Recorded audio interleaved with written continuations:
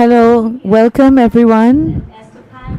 Welcome all the Gen S people that are present here today. Welcome everyone to this symposium phenomenon with GC Sustainable Living Symposium 2024 Gen S Gathering. I'm here to be your host for today. I would like to welcome all of you all over the world and welcome everyone who is watching through YouTube of GC. So we've asked everyone to come and explore about sustainability and the pathway of Thailand, how to reduce carbon footprint and carbon emissions to attain the same goal, to attain net zero goal, which is the same goal for all.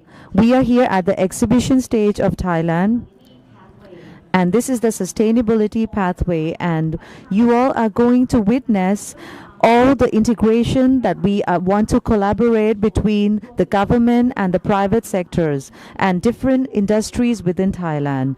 We are here to brainstorm all the ideas on circular business economy to reduce carbon emissions, to develop our sustainable society in the long term, and through tools and case studies that we have been doing on how to reduce carbon in order to brainstorm on circular economy issues. We have been really fortunate to invite influencers and visionary experts to share their perspectives on their goals and on how Thailand could get into low carbon society. We have two sessions this evening, and the first session we are going to talk about implications of Thailand's climate change policy for transitioning to a low carbon society and the implications on how we can to overcome the challenges that we are facing to bring Thailand into a very low carbon society as we have envisioned.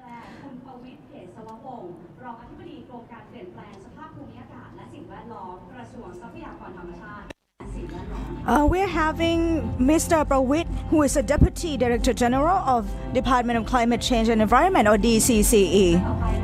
เตือนคุณอโนไทยสังทองผู้อำนวยการสำนักสื่อสารและ We have the next person. Can we have him on stage, please? ลำดับต่อไปค่ะเรียนเชิญ Next one is Miss Pachara. She is the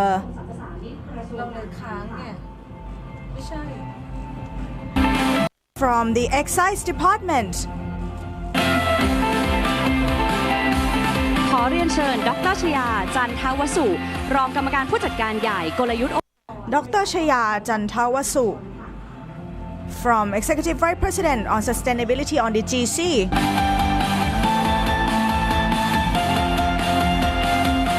เรียนเชิญเลยนะคะและขอสวัสดีทุกท่าน So I'd like to welcome all of you into this session this afternoon. I would like to say it is really very exciting that all of us are going to explore into how Thailand is going to adopt and adapt to the climate change challenges.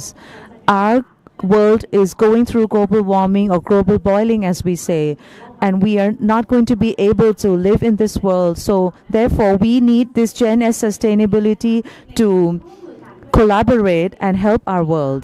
Today, we are going to explore how governments and private sectors are going to collaborate to produce tangible effects. Therefore, let me go on to the first question. I would like to ask Khun Pravit. I would like to know about the policies of Thailand. What aligns with the current climate change and what aligns with the UN SDG principles and the goals and targets that we are going to envision, and we are looking forward to Thailand transitioning into a low carbon society. So we have our government policies. So these things, this has been coming in from 30 years ago. The development of sustainability is a beginning. As all over the world, we are looking at natural resources, and we are destroying our natural resources because of industrialization.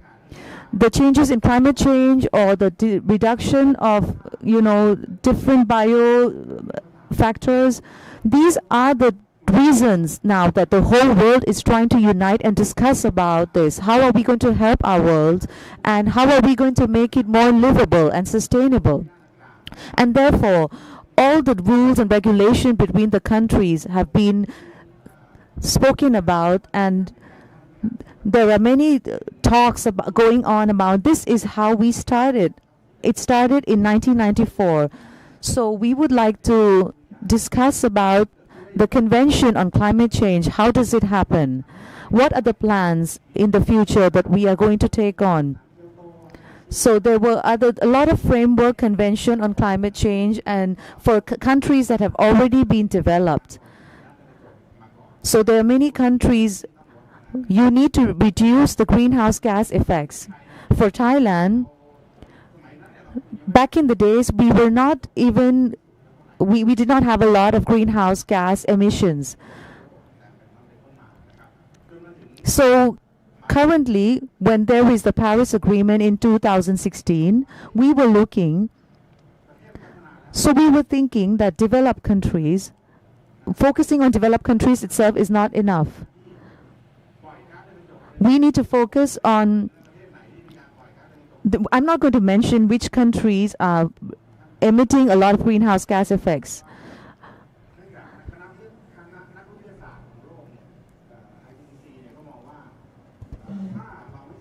So if we are not able to go below 1 or 2 degrees Celsius,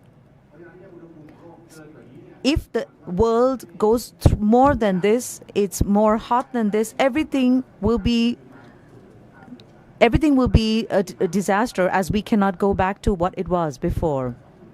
So therefore, from the Paris Agreement 2016, there were a lot of implementations thereon, and Thailand brought about the Paris Agreement into policies. So the different plans and the different frameworks in terms of reduction in carbon emissions of the country, this is the things that we have to focus upon. After that, we were committed in the COP21 Paris Agreement, and then we want to focus on, we want to be net zero, and we want to focus on net zero into 2065. So how are we going to focus on that? How are we going to implement this? Therefore, this is the beginning of how we started our implementation plan in terms of greenhouse gas effect. So we have the national plan. This aims to reduce the greenhouse gas emissions. We have focused on this, and we aim to reduce the greenhouse gas effect by 2030. So by 30 to 40%. What is the meaning of 30 to 40%? If you see from the chart, the main sectors that contribute to greenhouse gas effects are energy and transport. It could be in terms of industrialization. It could be in terms of energy.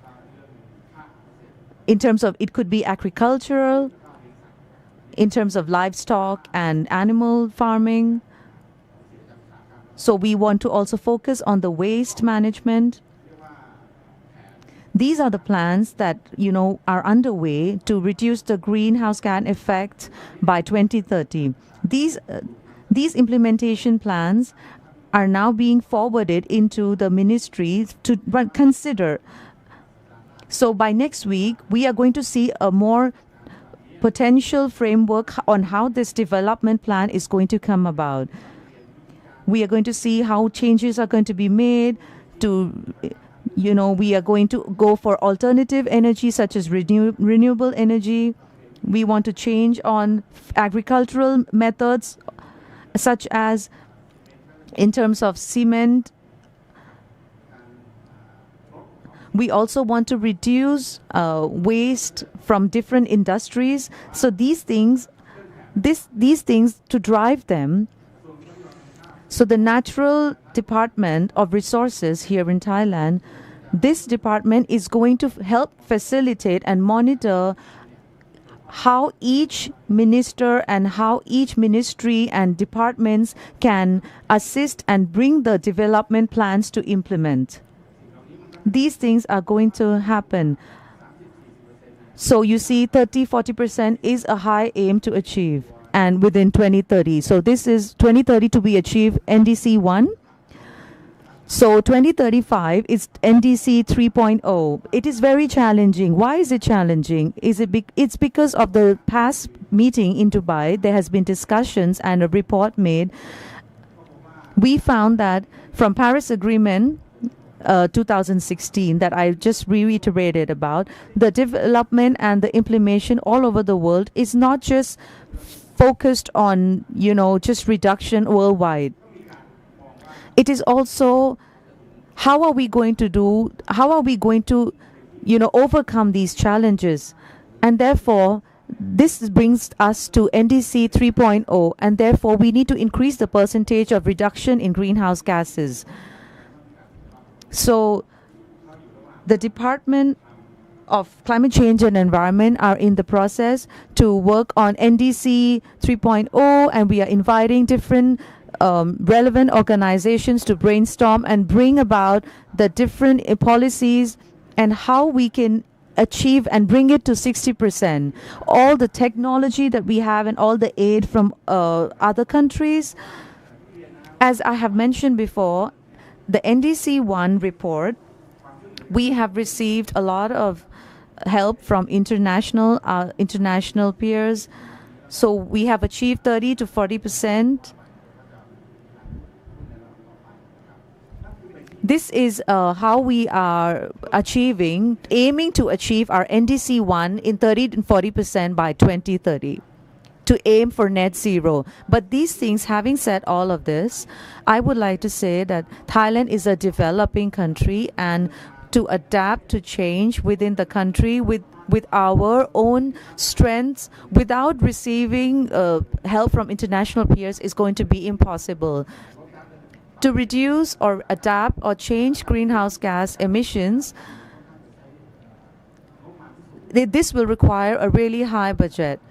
And therefore, all the monetary help that we get from our international peers are very helpful to us.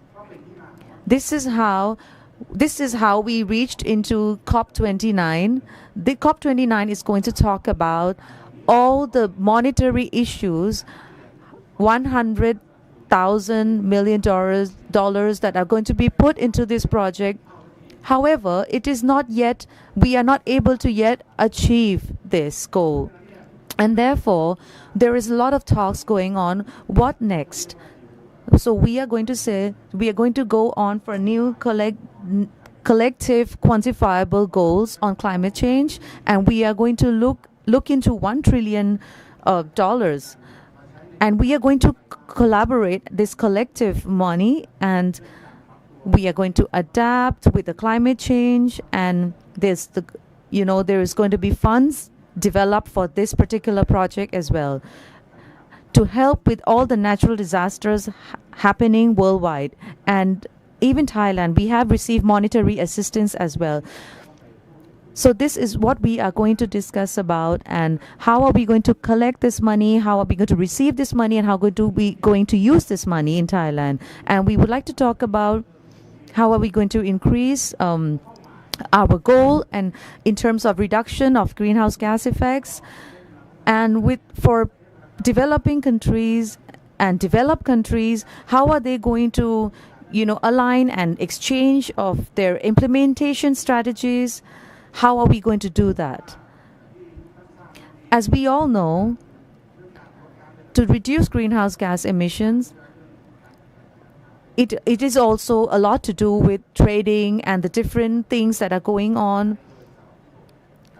So in terms of business, we also need to consider that as well, as there have been rules and regulation imposed by EU.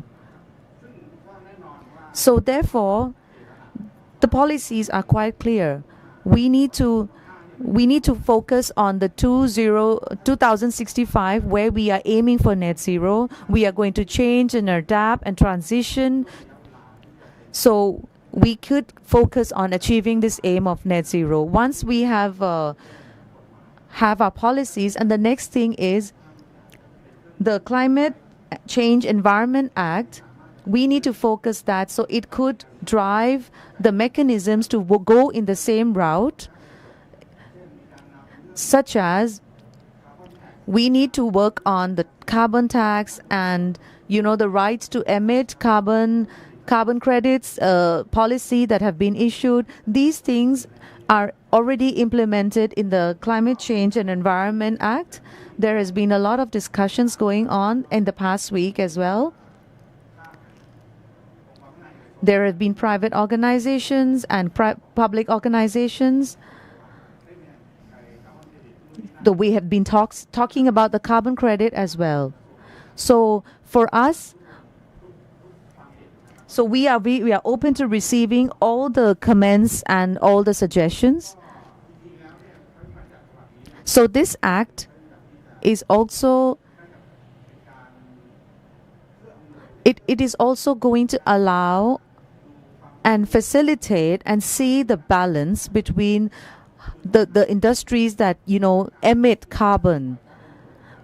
We need to focus on the if there are some industries that they cannot reduce greenhouse gas effects, so they need to also report in terms of their greenhouse gas emissions on a yearly and annual basis. So in EU, for example, they would have certain rule and regulations that, in a certain year you can only emit certain amount of carbon into the world. So it is something to do with,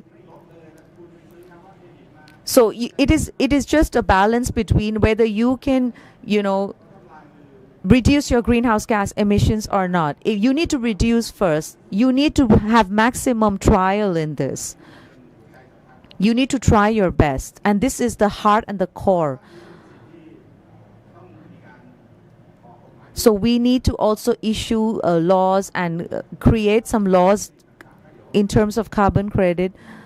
So the excise tax department is also going to be here to talk about which step are we in now, because in our government sector we are also talking about development and how are we going to use the carbon credit to facilitate industries.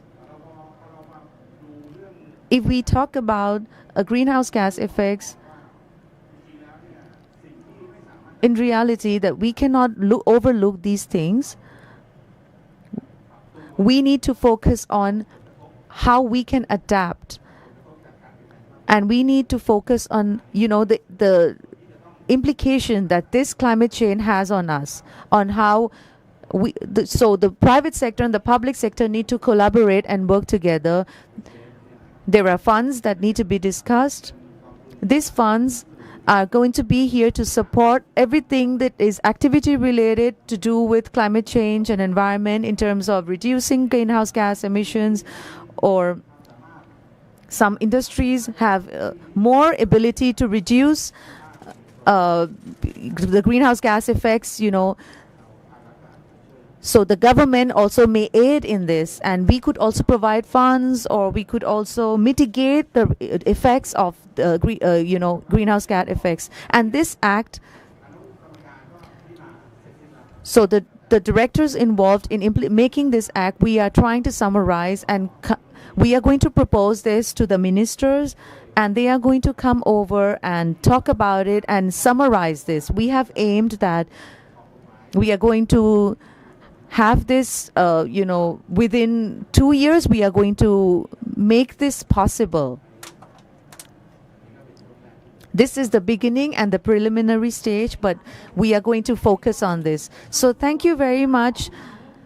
So you have given us an overall trend of how we are going to reduce carbon emissions and our implementations of Thailand's target. From initially we were going to go for carbon neutral into 2050, but now we have a closer goal, which is 2030 and 2035, that we need to accelerate our efforts. So in next week there is going to be something about this act that we are talking about climate change that we need an update.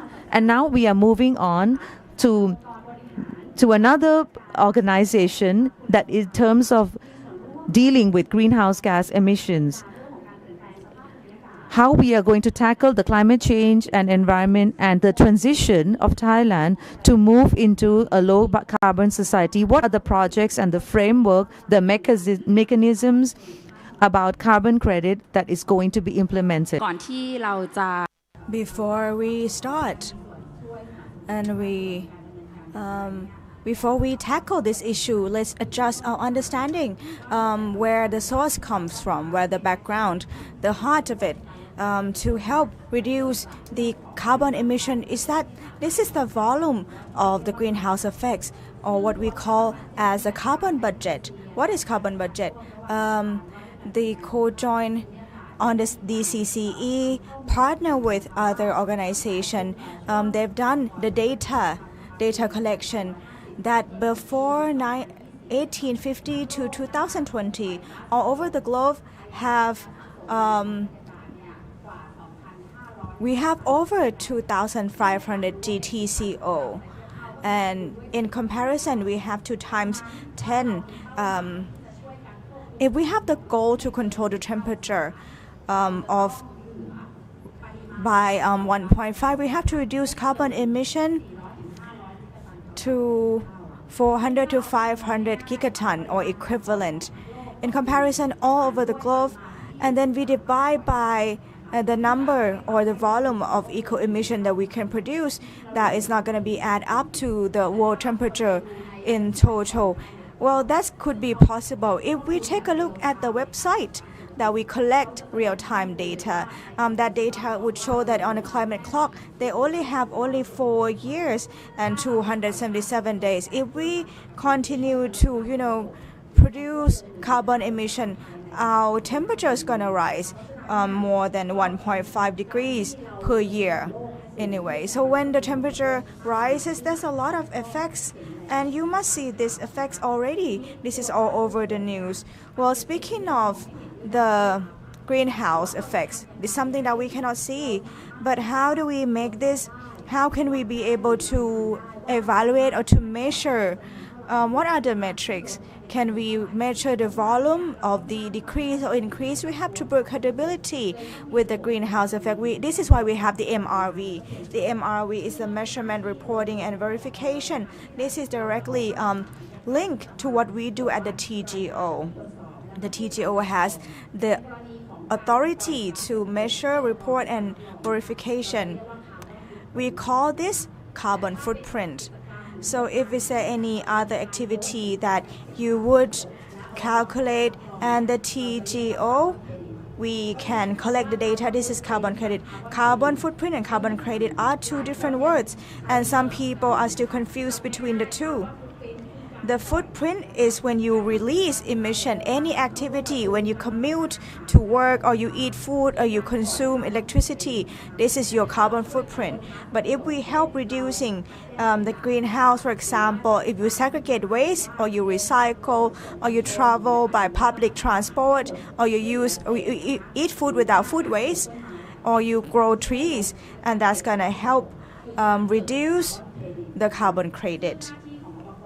The role of the TGO at the moment, we have the roles with the standardization of carbon credit. This is what we focus on. This is through the project called TVER or Thailand Carbon Verification. This is under the standard of Thailand. This is the only organization that is clearly verifiable. This is also the national standard. There are 2 ways that you can choose from. For example, the standard of TVER or premium TVER. The difference is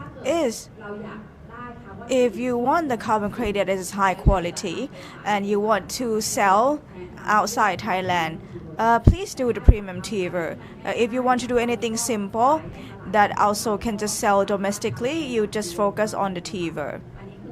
This is something that we do verification for carbon credit. Another thing is the verification for carbon footprint. verification, we do labels for carbon footprint for other products for your organization. So we have these numbers. We also do, we sponsors, we help with the carbon. We have to do the carbon offset and carbon neutral. We are supporting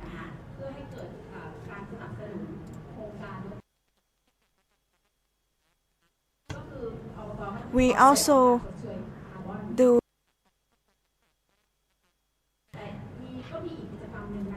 there's another one that if you just want to be kind, you want to contribute, but you're not going to sell carbon credit. There's another thing that we can do is the low emission and support scheme. Reduction of carbon. This is simple. You don't have to hire outsource at all to investigate or to check on you. You check on yourself, and we help you verify the numbers of your carbon reduction. We can give you a certificate on this, but you can't sell. But when you get the number verification, you can't sell because this is not carbon credit. This is to do something good, and then pretty much you get a certificate of doing good, or it's like similar to doing merits. So we do 4 things. We do compensation, we do contribution, and we also help you measure. Okay. In terms of verification, this is so special because in the context of the organization, before we step forward in the net zero or if we move to the low carbon community, first of all, you have to know how much carbon emission that you cause. For example, 1 unit water, 1 unit is 500 ml. How much carbon emission does it make? Or your organization altogether in the past year, you have to be able to measure all these carbon emission. And that's the whole organization. And you have to be able to count or measure individually. We have the program called Net Zero Man. You can download. That's a free app. And you can check, whether your lifestyle, how much you can, how much carbon emission you make per year. We try to encourage for you to be able to measure your own carbon footprint so that you would be able to adjust your behavior according to the advice. But if you want to be kind, you want to be supportive, you can also buy the carbon credit to also compensate in the app as well. So the numbers within the organization is highly beneficial because there are many requirements that you have to get to report. This is also you can go through the trade, through the stock market or even international trade or maybe on the GSI. You have to review the carbon emission within the scope of 1, 2, or 3 in the list. If you do have to do the sustainable development report, you have to do that as well. Sometimes you have to do the report in your organization. Sometimes if your organizations want to win award, there's so many awards in Thailand that you have to review the information. You have to give a proper report because this is the very first step that you show your transparency. Well, this shows that you care for the community, that you actually want to give service. You have to calculate. This is something that you can enhance and you can extend and do for your community. Many organizations have the different goals. For example, the carbon neutral net zero. The carbon neutral net zero, this is also different because the carbon neutral can also achieve within the year. For example, last year we evaluated the greenhouse gas. We look at the numbers, and this year we adjust the number by using the renewable energy or using different kind of energy, making that eco emission reduce. But if anything like that, you can also buy the carbon credit to compensate on that. If you reduce 30 and you release 70, you can buy the carbon credit to get the carbon neutral. Other than that, well, the direction of the mega organizations or international organization normally change. They don't look at the short term, we look at the long term. That is a net zero. We have to have a proper plan, set the goal, say that we need to go to net zero by what year, and then we have to set milestones for that. So your organization have to be able to reduce carbon on your own. You can compensate up to 10% in that particular year. And the compensation rate, you have to choose the carbon credit that is in the group of, you have to check on the gas where it comes from as well. You have to basically overall they look at the carbon credit that has to be traceable and also sustainable in the long term. In terms of our TGO, the process that we work, not just the government have to be able to do it, we have to work together. It has to be public-private partnership. This is why we organize TCNN that have over 670 organizations altogether. This is what we do for collaboration. They have all of these organizations have to be responsible because it has to go according to the law or the policy. This is to do with international policy, CBAM, for example, or the other one we have to do taxonomy. This is the standard, international standard that you have to work according to so that we can access the source of investors. We are in the right direction actually because we try to calculate the mechanism of carbon. This is under the Climate Change Act. Climate Change Act, this is the law from the Thai law that is compulsory that you have to follow, you have to comply. And just as from the Director General of DCCE have shared earlier that every company have to follow this rule. They also have this rule. There are projects to reduce eco, and also there's a verification of carbon credit. There are selling and buying carbon credit. The other one is internal price. Internal price is many organizations that if they know you produce carbon, they have to know that how much, let's say, how much is it worth? We call internal pricing. Internal pricing is how you calculate the price within your organization. You have to know the cost. How much does it cost? This is the information that you have to make decision. It would help you make decision when you have to plan your carbon. So as for the carbon credit, there are so many levels. In Thailand, this is the verification in the national level. We have 29 mechanisms compared to altogether 35 other nations. In this ASEAN region, Thailand is the only country that has a carbon credit verification in the national level. Other countries, Vietnam, Malaysia, Philippines, they are in the process. They haven't had their own verification. But do they have the project? Yes, they do. But they use the free, pretty much they use other kind of verification. For example, the gold standard or ACR. Speaking of the carbon credit, we can actually process. There are ways to process. For example, the reduction of greenhouse or reduction of greenhouse, all of these processes, there are two steps mainly. For example, one is the registration and the second is to verify. Register and verify. You have to build credibility before anyone can verify you. There are examples that we can give examples on. For example, this is coming from the Authority of Electricity or EGAT. This project, we haven't approved this yet, but this is 7 years. The project is completed, but the project that's completed is still in the system, is still under the accounts of the EGAT. The EGAT can actually sell this to the carbon market. The other one project I would like to share is from Roi Et municipality. This is already verified and they sold all of it. We only have 117 tons left in Roi Et municipality. This is the GC coming from GC Estate. GC Estate has the Eco Forest Rayong, Wanarom. This project is from the community in Phetchaburi. This is reduction of climate change. This is the mangrove in Phetchaburi. So we work with the forestry department. The next one, this is in the community as well in Khon Kaen. Ban Thali and Ban Dang in Khon Kaen, northeastern. We sold all of these as well. So in terms of selling or buy and sell carbon market. This is only the mechanism of the market that build incentives. Because if you don't have anyone to buy carbon credit to compensate, we're not going to have the project to reduce greenhouse effect. This is on a voluntary basis. So when we do involuntarily, there's no demand. We have to do the mechanism like this to build incentive. We create demand. But with the carbon credit, it's quite helpful. Not just selling and buying or exchange.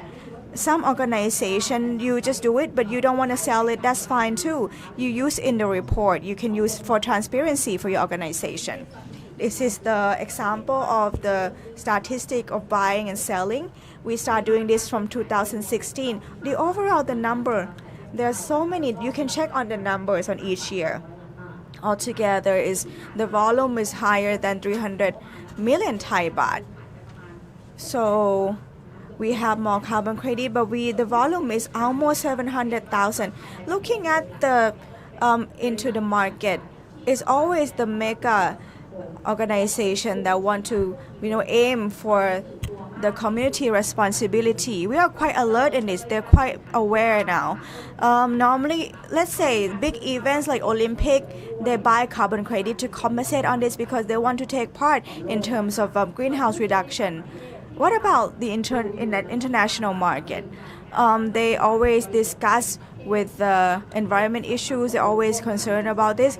We have collaboration Thai and Switzerland, for example. This is under number 6 of the Paris article, and also the aviation as well, the International Civil Aviation Organization. We have the Premium Tier World. We are verified by the International Civil Aviation. If you are approved or verified by this organization, you can sell to the aviation markets. What about the market price? It depends on. It's not depend on just the market. Sometimes people buy because they want to share their care for the community. They talk about, does it have social impact? They talk about social impact. And what about the standard? Is it credential? Is it credible? With Thailand, mostly we would consider the co-benefit of the project. That's the main thing. And also the volume. If you buy the high volume, you have more power to negotiate for the price. This is common. If you buy the retail, of course, it's going to be more costly. Like for us, you buy the compensation, you buy the carbon credit, you calculate to 3.4 tons, for example, per year. You buy 4 tons because when you buy and you sell, the minimum is 1 ton. And you don't sell like half a ton. You buy 4 and you pay 200 baht per ton. That's 800 Thai baht. So you become zero carbon in the past year. You only pay 800 Thai baht. That's it per ton. And you can sell this credential or credibility in any stage that you are zero carbon. There's only 1,500 Thai people who sell carbon around the country, but who the application of Net Zero Man, we have over 50,000 downloads this year for Thai people. Please help make change. If we can't make change, then we support other people who help with the carbon emission reduction. Let's say that the buyers of the carbon credit, they usually buy from the organization who are verified. It's not just anyone who can get it. If you don't want to be labeled as greenwashing, you have to choose the standardized green service. Okay, now we get to see the overall picture and we get to understand the terms, the technical terms. Carbon footprint is another thing, carbon credit is another thing. The other application is the Net Zero Man. Net Zero Man is how you do carbon emission as the individual, and now you come to realization that how do you dictate the price of carbon in the country. Let's move on to the business section, moving on to the excise department, because also we're gonna talk about the tax. This is the policy from the finance or the MOF. How do government collaborate with the innovation to help building low carbon society? I'm gonna be asking Ms. Rashada, who is the director from the excise department. นะคะหรือว่ามาตรการภาษีเนี่ยนะคะใช้ในการขับเคลื่อน So we are here to talk about what are the policies to drive Thailand, and we are here to talk about the excise department's policy. You may not know the policies and things that we are doing. So I want to talk about what we are actually doing. In Thailand, we per year we emit 372 million tons of carbon or equivalent. This may not be a lot in comparison to other countries or worldwide, but what sectors contribute to greenhouse gas the most? You will see on the blue tab, the energy and logistics contribute to a lot of greenhouse gas emissions, and this contributes up to 70%, and therefore we are going to use certain mechanisms in excise department to manage greenhouse gas emissions in this ratio, and we have already been working on this. And if we are going to segregate this, we are going to talk about well to wheel. Therefore, it starts from well to tank and tank to wheel. I'm going to differentiate these two first. The first one is tank to wheel. The tank to wheel, it leaves us very close to the things that are close to us, such as cars. If we go back to a few years back, we are going to talk about the excise policy. We will talk about how we take the tax that so back then we would not talk about environmental issues to focus into our tax policies. So everything was so if the cars were small, they would pay a smaller tax. If the cars were bigger, they would pay a higher tax. However, there was a change in the year 2559. The framework of tax policies to do with cars and logistics have been changed. If you emit a lot of carbon dioxide, you are going to pay more tax, and this created an awareness to consumers. And you would bring the eco stickers and stick on your car when you go, and if you go to motor shows and other shows to do with the cars, you would see if you have an eco sticker, you would know how much carbon dioxide this car will emit. To bring this eco sticker to use, it is something very close to you in your daily lives, and you will know, are you a person who is very concerned about the environment or not? So you may take your money to purchase a car that may not look as aesthetically beautiful, but you emit lesser carbon dioxide. For taxes, we are going to segregate everything very clearly. For hybrid cars or plug-in hybrid cars, we are going to have very clear policies in terms of taxes. When we look at, so in terms of, 4 years ago, we are going to see there has been a change in terms of, we're going to see the change with, and then we move on to 2 years ago, in 2022, there's a lot of promotion to do with and a lot of support for EV cars. This policy really was received really well by the people in terms of import tax and in terms of excise tax. There was a lot of support money, so you call it EV3, and when you receive such good responses, in terms of 2 years ago also, there was a lot of response to do with this support, and there was a lot of people took this really well. Now from EV coming into the country, now there has been a lot of segregation to do with hybrid countries into the country. You are going to look forward, how do you use the excise tax in terms of carbon dioxide emissions through. So it's been 10 years ever since the previous carbon dioxide emission laws, because we need to adapt, and there has been a lot of advancement in terms of technology. Everything has moved really fast, and therefore So the new rules and new laws are going to come into effect in the next 2 years, but we are already announcing the new laws so that the industries can adapt.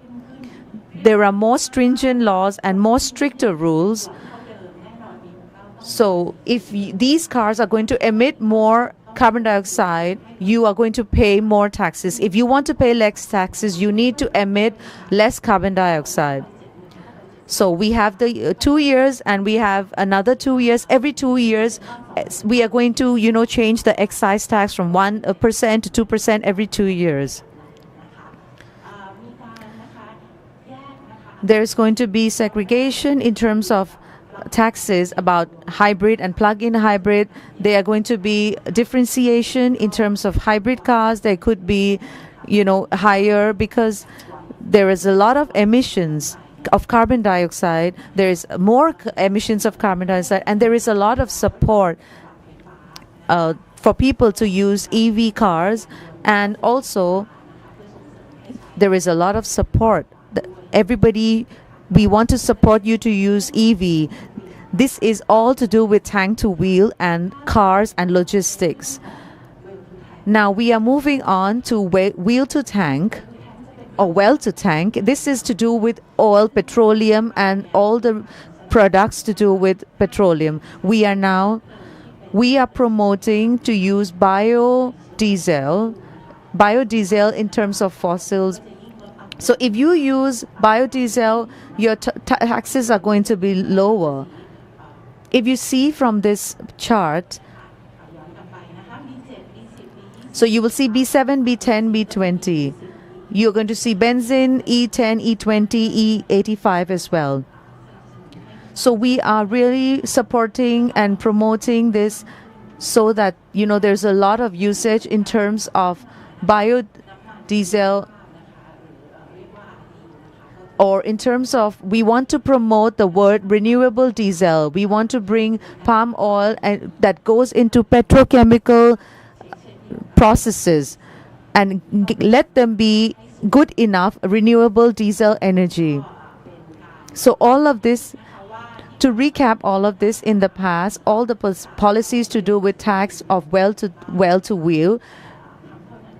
So all this that we are doing is not going to be clearly enough.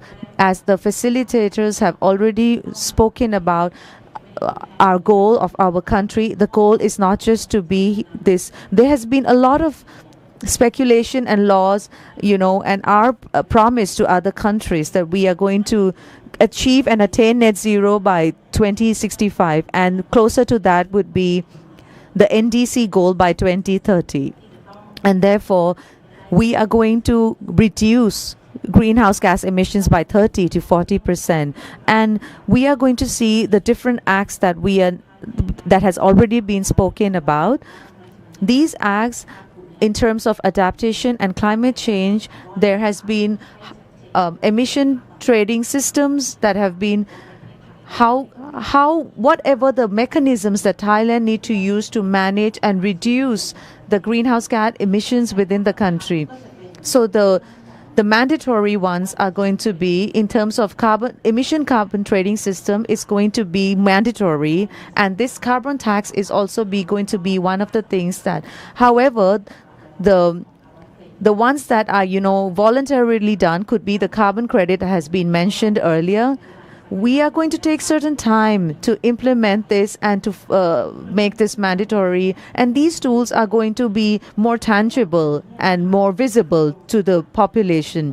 So the excise tax department would like to pilot this and go forward with these rules and regulations, as all over the world everyone is trying to focus on this, and all the rules and regulations are slowly trying to adapt and transition into the next year and the following year as well.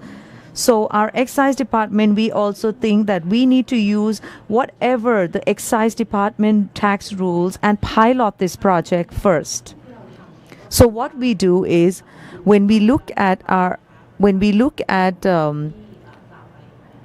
so what we have done earlier, if we look at the left-hand side of everyone, so the industries that emit a lot of greenhouse gases is logistics and energy. In the middle, in the wheel in the middle, you will see that the real cause of these carbon emissions and greenhouse gas emissions are fossils. So the fossils, these are the oils or the oil extract and natural gases. When you look at them, these oil and oil extracts are things that have you are already paying excise tax anyway in every day of your lives. How in terms of benzene, oil, gas, LPG oil, and all the palm oil, there is all excise tax to do with all this anyway. And therefore, in this first pilot phase, while waiting for the rules and the regulations to be tangible, we want to use our mechanism and our excise tax to start awareness and create an awareness with the people within the country first.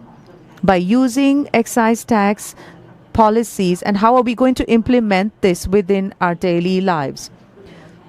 So in the past, just now, Ms. Anotai has already talked about greenhouse gas emissions, and in terms of international discussions of ITTCC, each product, how much greenhouse gas emissions are emitted per unit. If you bring these products and you burn them, you are going to record and know which product are going to emit carbon emissions into the world. So this is something really new. And the government will be the one to determine the carbon pricing, and then you are going to multiply this with emission factors that has been earlier mentioned, and we are going to receive the carbon tax, and then you will see the carbon pricing of each particular product.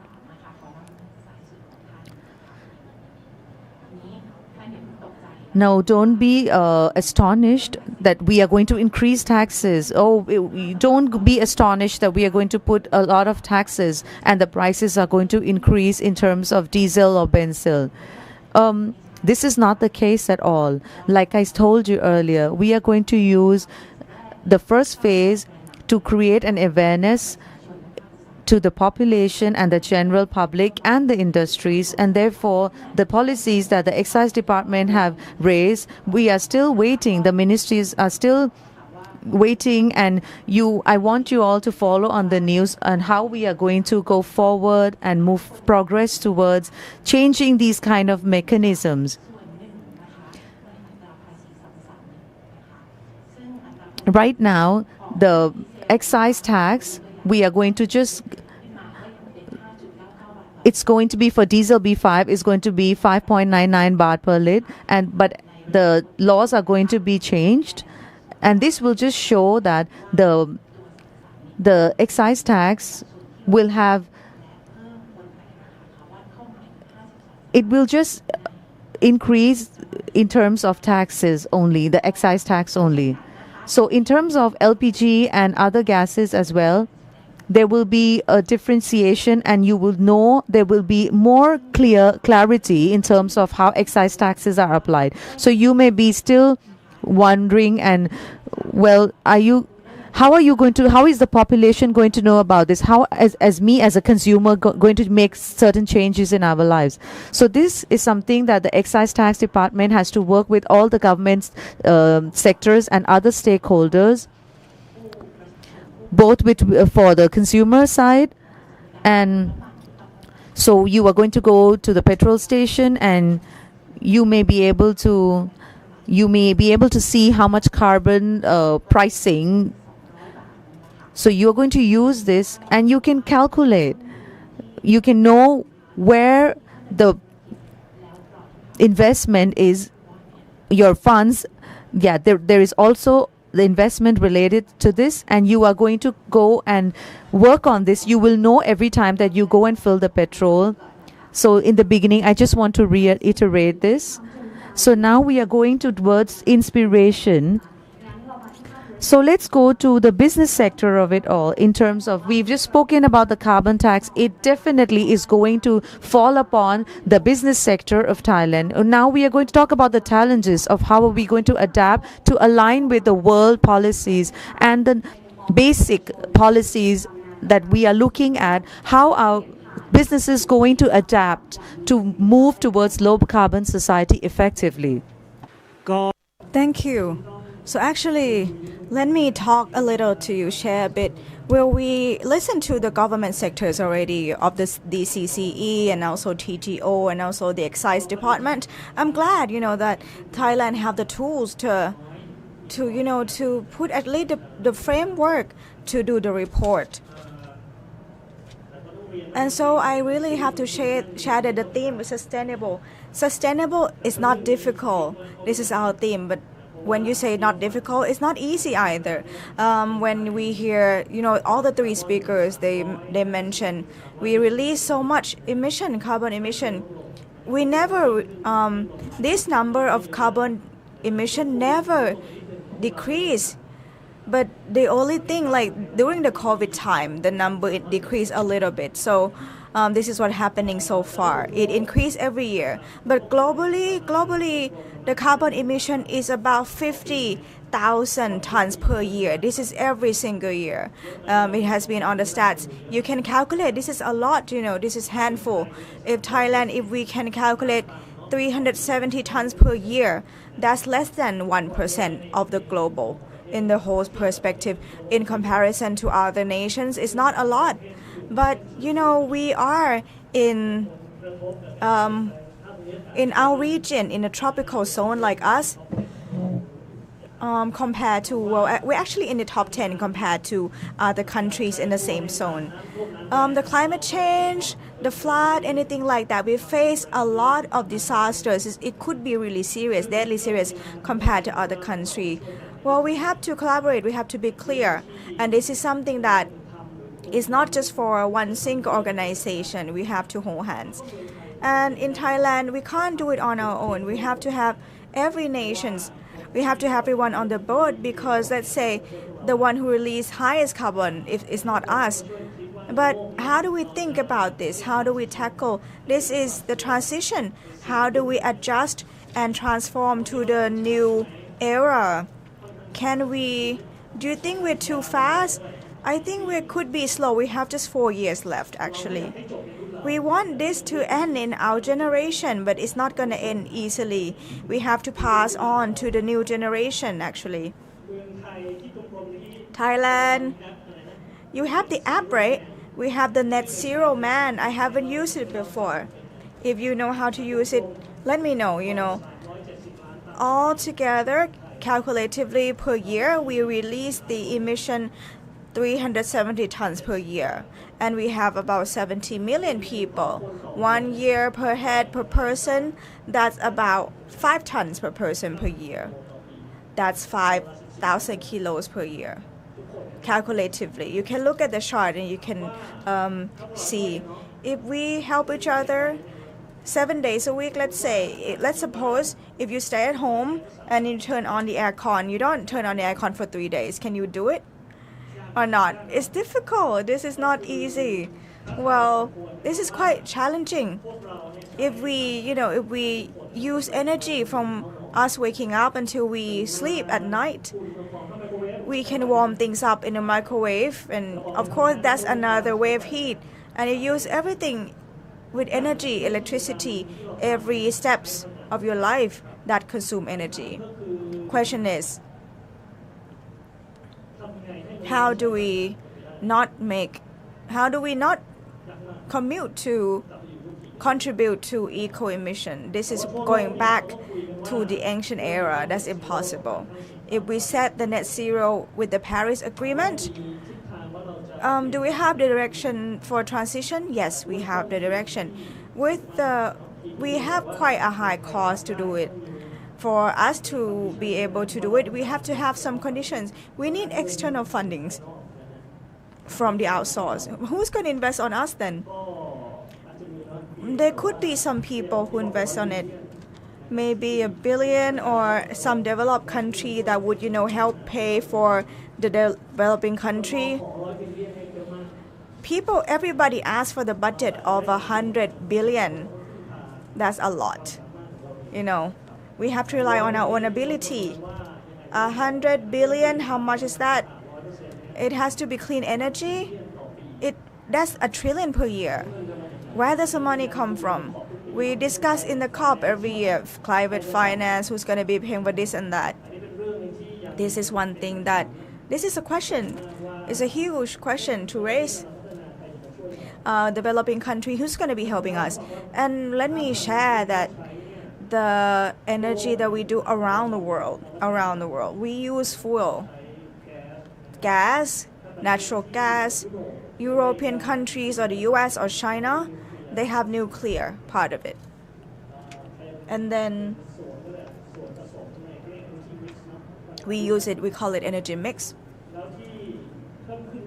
And what more in the recent years is the renewable energy, solar or wind energy. If it's a lot, no, it's not enough for all of us. So, and the price is really high for, renewable energy. One thing that we know already is the solar energy is not stable.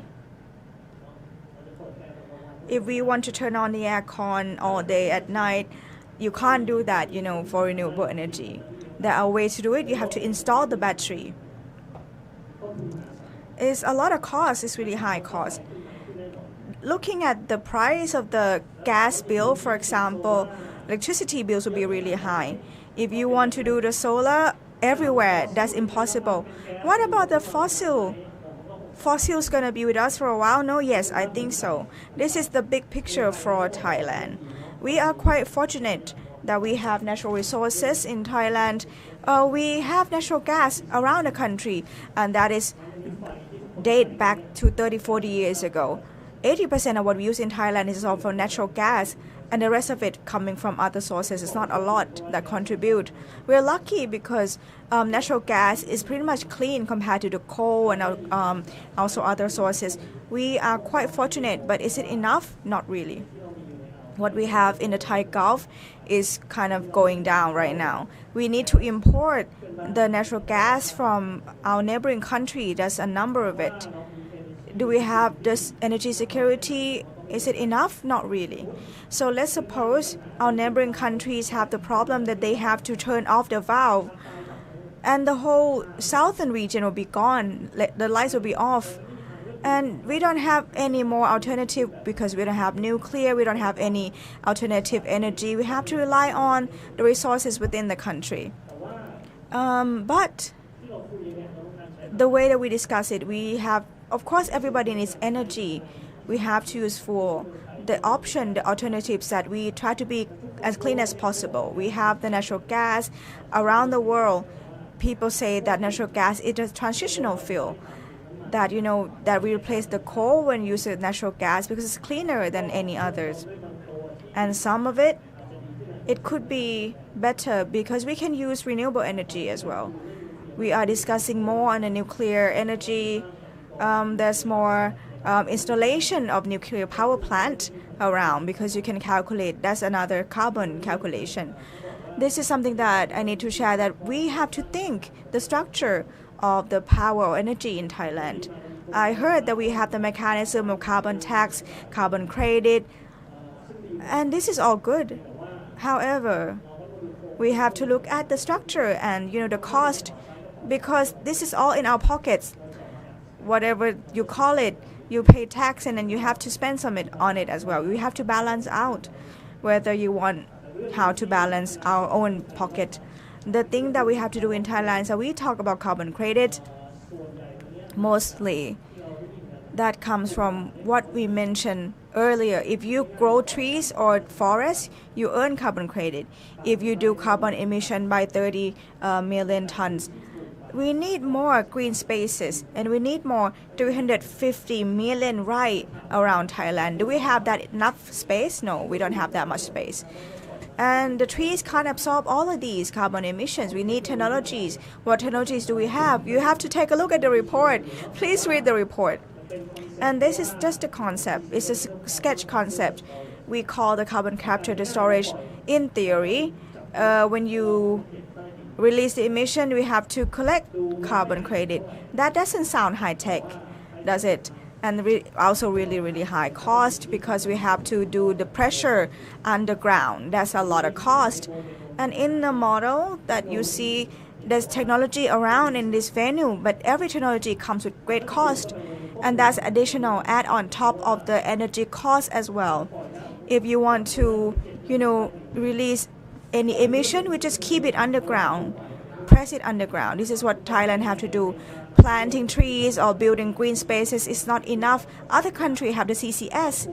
It's proven to be the good technology. However, in Thailand, we haven't have any investment on that.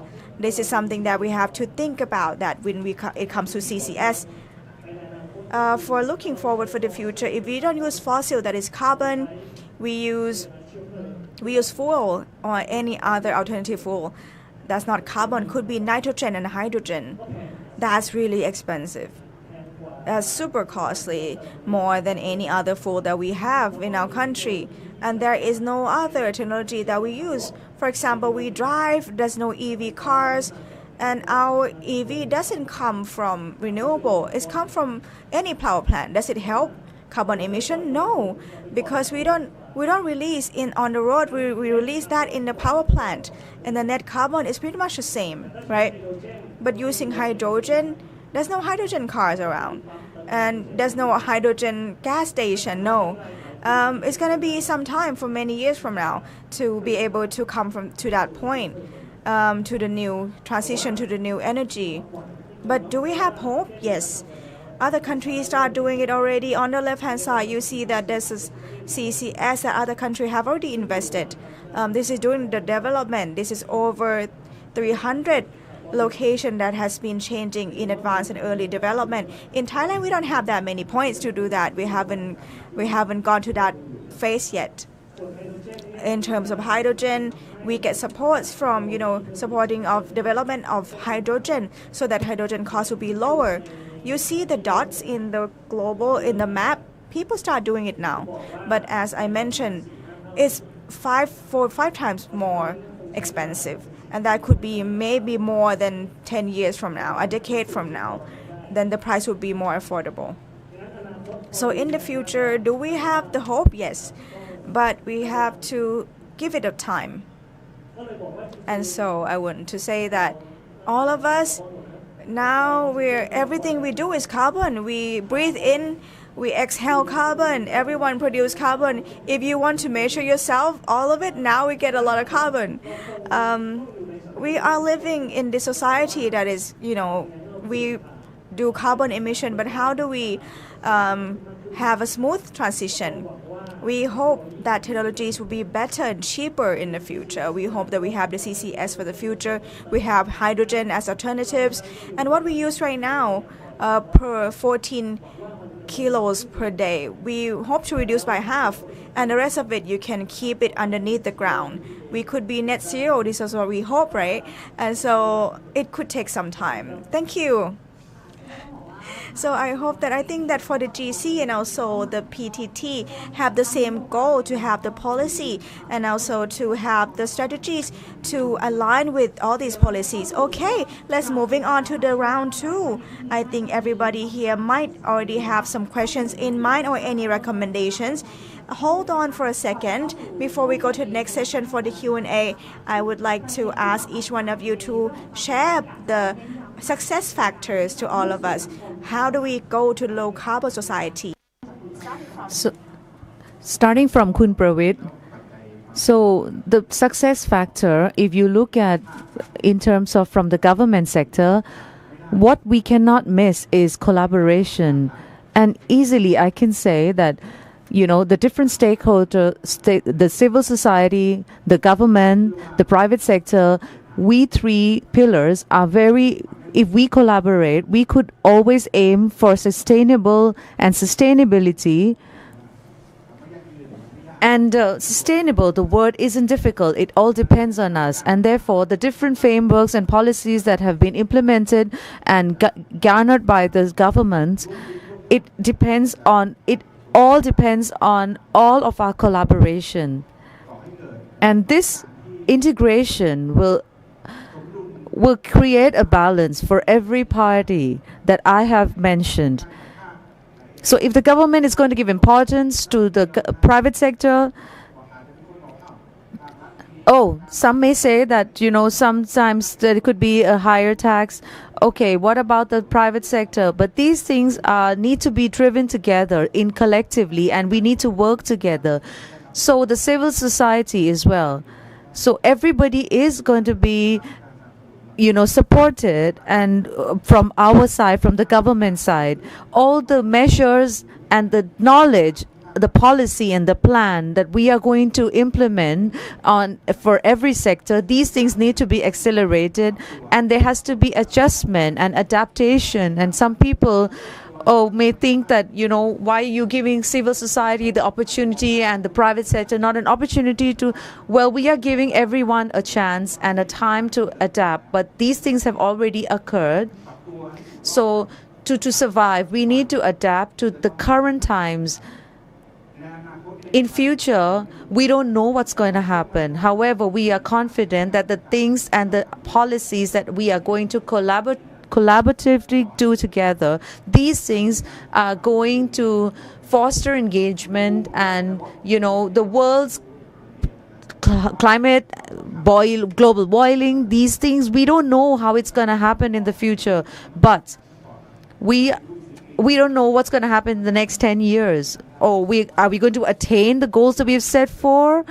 Currently, we don't know. Looking forward 30, 40 years, we can't predict. So the world temperature, is it going to reach, the worst case scenario? We don't know. So we are confident that if our government, we are going to do our maximum best. These things, within the past 1 year, there has been a lot of drive to move things, to accelerate these things, and to create confidence for people within the society. So let's move, Kun Anutai. So I would like to say, if you are going to go into a low carbon society in the context of our organization, what things do we need to know so that we are prepared? The first thing we need to do, we need to know ourselves first. We need to know the entire supply chain. How much greenhouse gas effects are we emitting in terms of products, in terms of organizational level? So even the SMEs need to know how much products and how much carbon emissions are they emitting into the environment. This information is crucial, and you need to know the greenhouse gas emissions. These things can be tools and measures.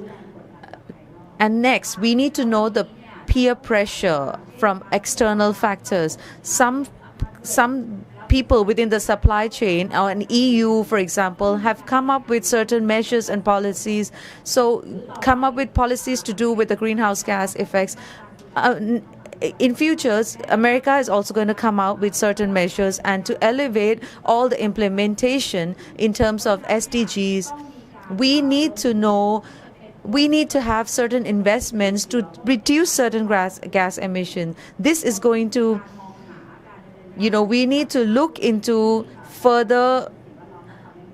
We need to work on sustainability issues. We need to know about the laws and the acts. What kind of acts are going to be implemented?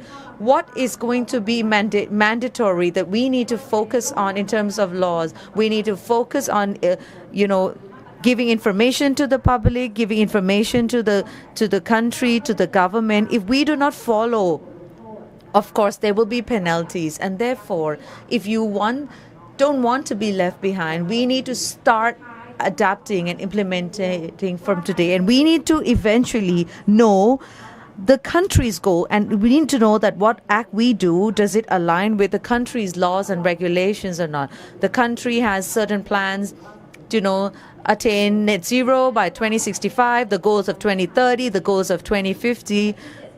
But if your business is still going to, use the, conventional methods of producing. So if you don't adapt, you may not be able to sustain and survive in this ever competing world. So there are certain tools to ascertain the carbon footprint and the greenhouse gas as well. You could follow, the ISO or the GHG reduction protocols, and you need to focus on reduced GHG as much as you can, and you can also focus on carbon credit offsets. And I want to focus on carbon credit, and for the TIWA. So today, carbon credit is a tool that can help and support for organizations and the country to focus and work towards net zero, or if you want to go to a low carbon society. However, implementation of country and the organization, you need a lot of tools and framework to focus on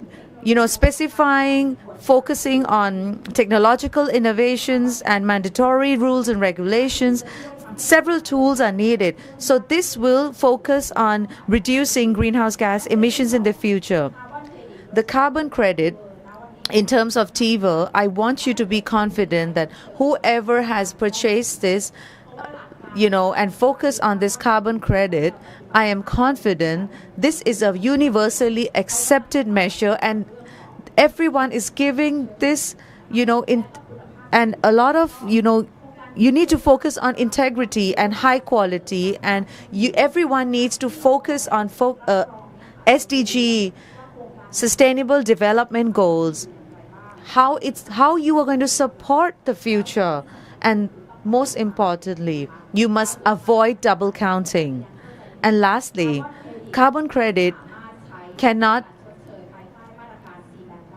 you cannot offset EU CBAM from carbon credit, because in terms of EU CBAM has already specified that the measures of carbon credit will only come from allowance or tax.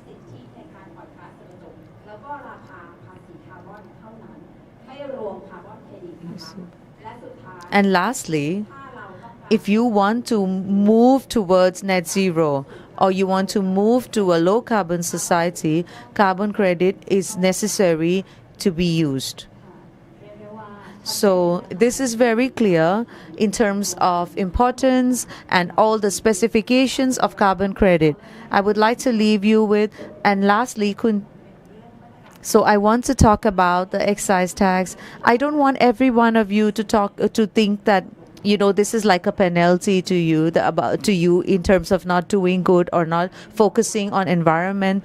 I want you to see how we are going to inspire and instigate these kind of goodwill in the society and change as population, as the consumers, how are we going to change our behavior and focus on things that are more environmental friendly and consume things that are products that are friendly towards our environment. In terms of industrial, I want you to think about excise tax that will focus and drive and inspire people to come up with new technology and technological innovation that are more environmental friendly. And I want to show you some examples in terms of, the cars. To use excise tax is not a penalty. So excise tax to do with regulations that we spoke about in the beginning, we have seen that if you really change your behavior in terms of all the stakeholders are involved. So in the past few years, you will see that, back then, 10 years back, people don't even know what EV cars are. So in the chart, you will see that, people were not perceptive enough. So even now, currently, people are not still very open and perceptive to EV cars. So we are talking about hybrid now. Many people are still confident, are starting towards getting into the hybrid. So now if we have implemented excise tax into this to garner some direction, and it's not in terms of mandatory, but we are just giving a pathway to everyone, you are going to know that currently, so the hybrid, there's 23%, and hybrid is following behind. We are going to see that there is going to be a 33.69%, and there is a lot more, and you will see in the future there are a lot of measures that are going to be implemented in terms of supporting and specifying the direction and pathway how we are going to go into a low carbon society. And these things I want to leave with you, that it's not going to be enough. It is a dynamic thing that we need to adapt and align, and it's not just we are coming out with excise tax things, but we also need to, our excise tax department also needs to work on and focus on other measures that are going to be helping us, that we need to work on. We are still focusing on this development as well, and we are going to support anything that is,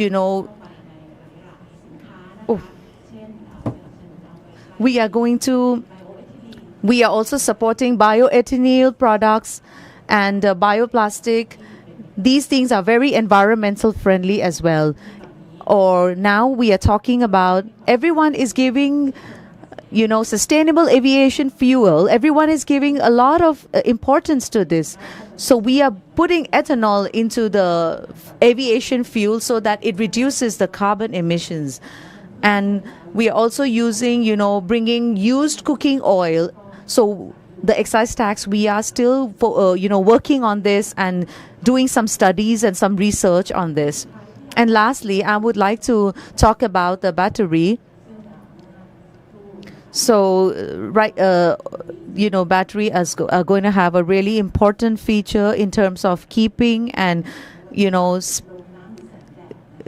keeping the energy, preserving the energy. So any laws that governing these batteries as well in terms of excise tax is also an important feature, and our excise tax department are also going to specify a new laws, and we want to produce effective rechargeable kind of batteries that are more environmental friendly and extend the life cycle by, we can recharge these, and also energy density, we would also focus on this.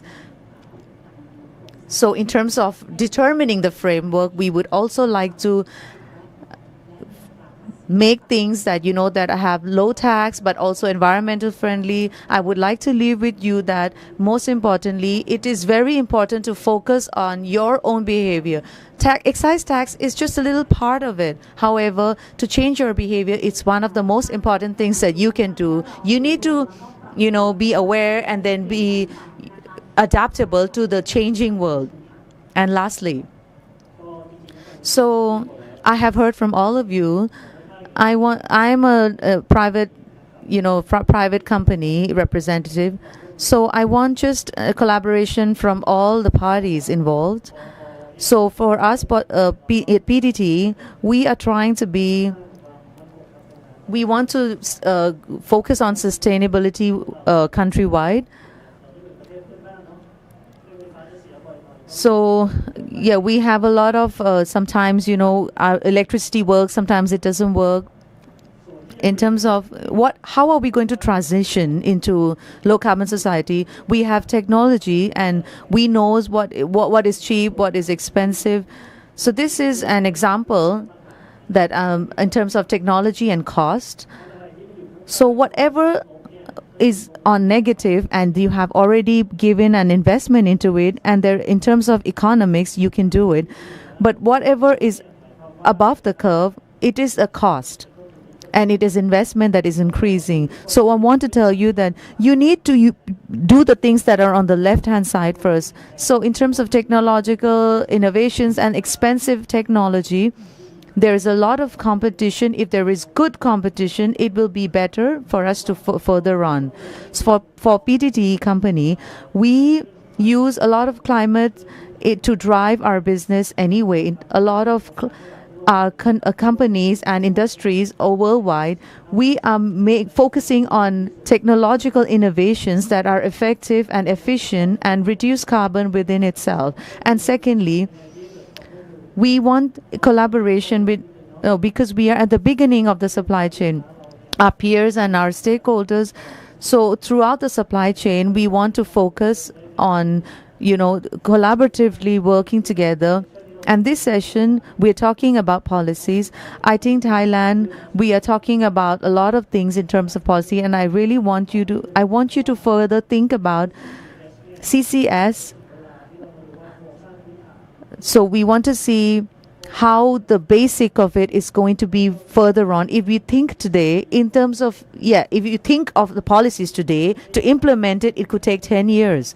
So there's a lot of things to be taken into account in terms of excise tax. This could be one thing that could help, but we also want other things as well, like Europe and America are implementing.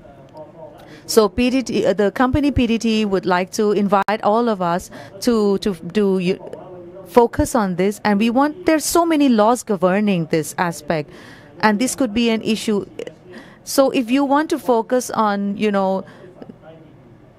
carbon issues, there are if we want to investigate the area and check the location whether we can do it or not, and we have to answer all these questions. We have to rely on the government to help us do this. How do we regulate all the rules to support all these sustainable solutions? Looking at the new technology, emerging technologies, and this is all alternative technology. It's really all high cost. All the new things are expensive. We have to have some mechanism to facilitate, help the private sector for investment. This is one thing that many countries worldwide have successfully done this.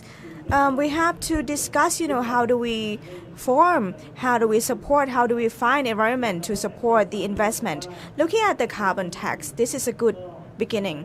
How do we keep the number balance? Is it going to be at the good level? It's not just us who have to do this. Singapore has carbon tax, and neighboring countries are calculating this. Well, we have to look at our competitive efficiency. If we collect it too early in Thailand, everything, the cost will be too high. If we can't export if the price is too high. We have to look at the big picture. How do we put our strategies in Thailand? How do we lay down our plan so that we can compete to other nations? This is full of content. This is really resourceful. This is so insightful.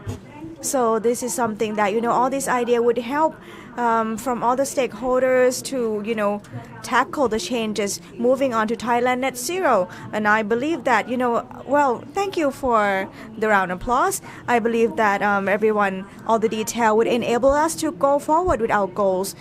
From the collaboration from every stakeholders. Round of applause for our speakers, please. Thank you so much. Thank you. From Mr. Prawit Kesawawong, and he is Deputy Director from the DCCE. This is from the Ministry of Environment. Ms. Anothai Sangthong, the Director from the Communication from Carbon Credit Districts from the TGO. Rashada Wanishakon, the Director from the Plan from the Excise Department. This is from Ministry of Finance. The last one is Dr. Chaya Chantarasu. He is the Executive Vice President from GC. Thank you so much for all the 4 speakers. Thank you. Okay, can we have 4 of you? Thank you. This is all inclusive from every stakeholders, from national policy, also from many stakeholders, so that we can help forwarding our sustainable policies. Before we end this session, I would like to ask every one of you to scan the QR on screen, so that we can, we need your opinion, we need your feedback. So whoever is watching on YouTube Live, could you please help share your feedback, your opinion? Please scan your QR code and fill in your opinion. This is a part of of our project. If you can collect the point up to 5 points, you can collect the souvenir.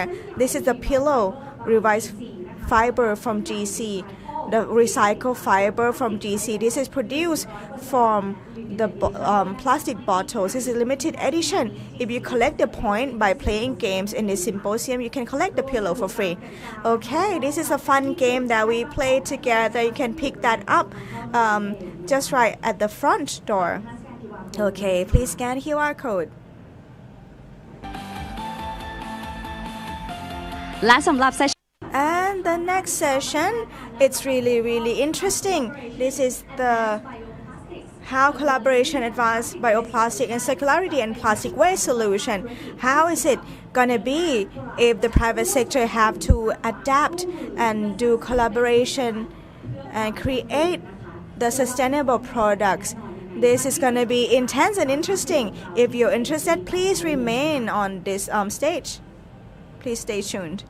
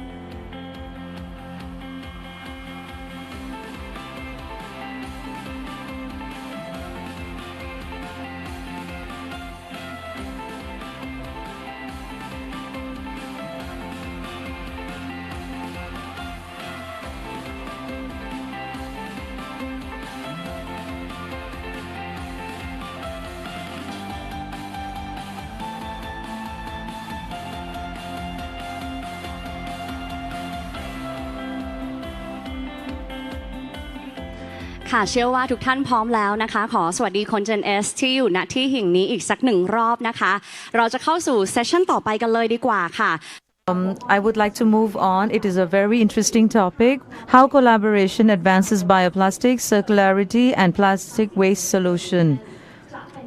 How is it going to be when all the industries and private stakeholders are going to be innovative enough to come up with sustainable solutions, and they're going to come and have a panel discussion about success case stories.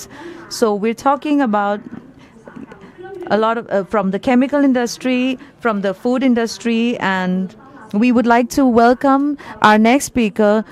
Please welcome Mr. Sarod Puttatamawong from PTT Global Chemical, Chief Operating Officer, Value Added Products, PTT Global Chemicals Company Limited. And the next, I would like to invite Mr. Kitti, Packaging Research and Development Director, CPF Food Research and Development Center Company Limited. Please welcome. So next would be Ms. Piyachit Rakat Riyapong, CEO of Sape Public Company Limited.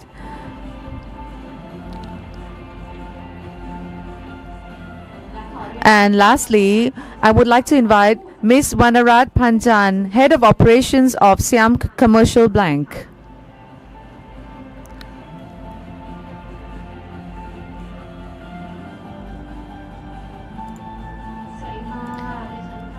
So I'd like to invite all of you. Welcome to everyone. So it is a real honor to be able to discuss with you here. And all of the Gen S people who are listening here with us, I would like to say currently, so waste management currently is of interest to a lot of people, and it really impacts the environment. In terms of responsibility, in terms of GNS business, you are a really large corporation. How are you adapting and changing to transition into circular economy and integrate this collaboration? What are you doing to reduce the plastic waste in Thailand, and what are the solutions and packaging that you are bringing about the change within your company? And a lot of people here in JNS, let's discuss this together. So let's get into round one of this discussion. Let me ask Mr. Sarod from GC, in terms of that you are the GC, you are producer of a lot of products and chemicals. What are the impacts and what are the solutions and policies that you have come up to reduce plastic waste to go with the sustainability procedures? So I'd like to say hello and welcome to everyone here. So here we're a lot of us here. There are a lot of employees, a lot of peers, general public. In terms of today's topic, so the moderator asked me, what are the policies in terms of sustainability that our company has implemented? I would like to tell you that GC, we have a lot of decarbonization policy, and our vision is here, and it's been here for a couple of years already. And we still stay strong that we are an organization that focuses on net zero policy, and our carbon dioxide is going to be zero. Whatever way, how are we going to keep or capture, and whatever we do, it has to be net zero by 2050. So 2050 is really far from current times, but in terms of implementation, each year we are going to focus on the goals that each unit within our company are going to work on reducing carbon dioxide or greenhouse gas emissions. We are also, what are we doing? Everyone has their own goals. So every unit of ours has a goal. We are here to work on efficiency-driven measures. That's the first thing that we are working on. We have a lot of factories within the country, nationwide. We have 50 over sites, mainly in Rayong province, and we are going to reduce the energy, reduce the assets emissions, and adapt to the new technology, and focus on lower investments to do with it, and reduce the carbon dioxide emission. This is one of our goals, that we all the production plants of ours are going to focus on this. The tools that we're going to use are going to use lesser energy and be more efficient as well. The second one, however, in terms of production, there is energy going to be dispelled, and carbon dioxide going to be expelled and dispelled anyway. However, we are going to employ compensation-driven aspects by employing. So we are going to, focus on forestation or reforestation. And GC, we have been focusing on this in the past 2-3 years already. We are having a lot of regulations and rules that, we are working on a lot of forestation in the country. We are also preserving and conserving. So these things, when you go with forestation, it really takes in the carbon dioxide. So first we focus on reducing emissions of carbon dioxide. However, on the other side, we compensate by building or planting more trees. And next is that we change our portfolio, which is a portfolio driven. We enhance the quality of earning. So we offer low carbon and eco solutions. Whatever products of GC within our portfolio, at least in 35%, these products of ours are going to be sustainable products. So these sustainable products, what does it mean? It means that these are going to be sustainability driven and environmentally friendly products. So examples, within the production plan, a production system, it's going to reduce carbon dioxide emissions, and all the resources that have been used are environmental friendly and the materials are going to be bio-friendly. So there has a bio content into it. So these are things that we are doing and we've been doing for a while now. And now we are the leaders, one of the leaders in driving this within the organizations, and a lot of organizations in Thailand are also working to drive the sustainability aspect within all the leading industries in Thailand. So what we focus on, and you must have heard in the morning session, is that the circular economy is something that we really focus upon. It's a really we work on from the start to the end. So it's a circular economy. So we have a U-turn policy. This platform, I will tell you about it in a bit. So we want to promote this and support this initiative. So in other aspects, what products do we have? I would like to reiterate and let you know and tell you about it in the further sessions. So for now, I will stop here. Thank you very much. So we are able to see the overall implementation and policy of GC in terms of portfolio driven or efficiency driven and portfolios that we are talking about in terms of sustainability. So this is a really initiating, and let's come and listen to other aspects and other organizations of how they are going to support the Gen S. So let's go on to the food industry. Let me ask Kun Kiti. So as terms of CPF, how are you working on to further this movement? Okay, thank you. As I'd like to say good afternoon and thank you for GC for inviting me over to share my experience in this platform. Speaking of sustainability, this is something that people start to become interested. As for the CPF, we are operating under the policy of we focus on 3 benefits of the CP, and we use the policy, the efficiency, sustainable economy from the former king, and we focus on sustainable development goals, and we look at the policy to develop everything sustainably. We have seven factors that we try to pursue. So all of these 7 focuses, this is covered in the dimension of economy, food security. We have on the social, we have on the human rights. We have social dimension as well. We also look at the employee and community. Another one is that we also look at the climate action. The next one is the water stewardship and how do we handle water resources, and then biodiversity and ecosystem. All of these 7 we manage under the risk management, and we try to work according to the Thai law. Let me discuss this. It's just pretty much a casual conversation.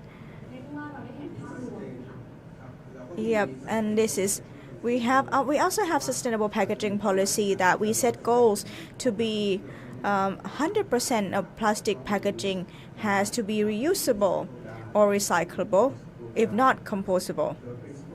And this principle, we try to use the resources renewable. If we can use it, then we use it. We try to make it clean. And in terms of we use a take-back system to recycle and recover energy from the used packaging. And for this is for the future that we need to develop. The next is recycle. We try to increase recycled material content where appropriate without compromising food safety. Next step, in terms of global waste management hierarchy, we refer to this pyramid. This pyramid is the EU Waste Framework Directive from 2008. This is the reduction first, reduce first, and then we try to promote reuse. After that, we promote recycle, and then after recycle, we try to recover. And then at the end, we go to the landfill. Landfill, that's the very last step. Landfill is pretty much the last alternative that we try to do this first. This is the pyramid that we focus on. Let me show you the example of... Okay, we have some time, right? Yes, we have some time. We... Looking at the sustainable packaging strategy, we have 4 pillars: reduce or redesign, recycle content, and innovative material.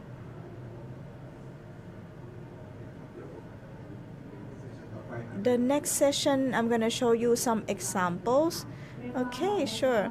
Then we see the SDG policy from the CPF, also sustainable packaging strategy.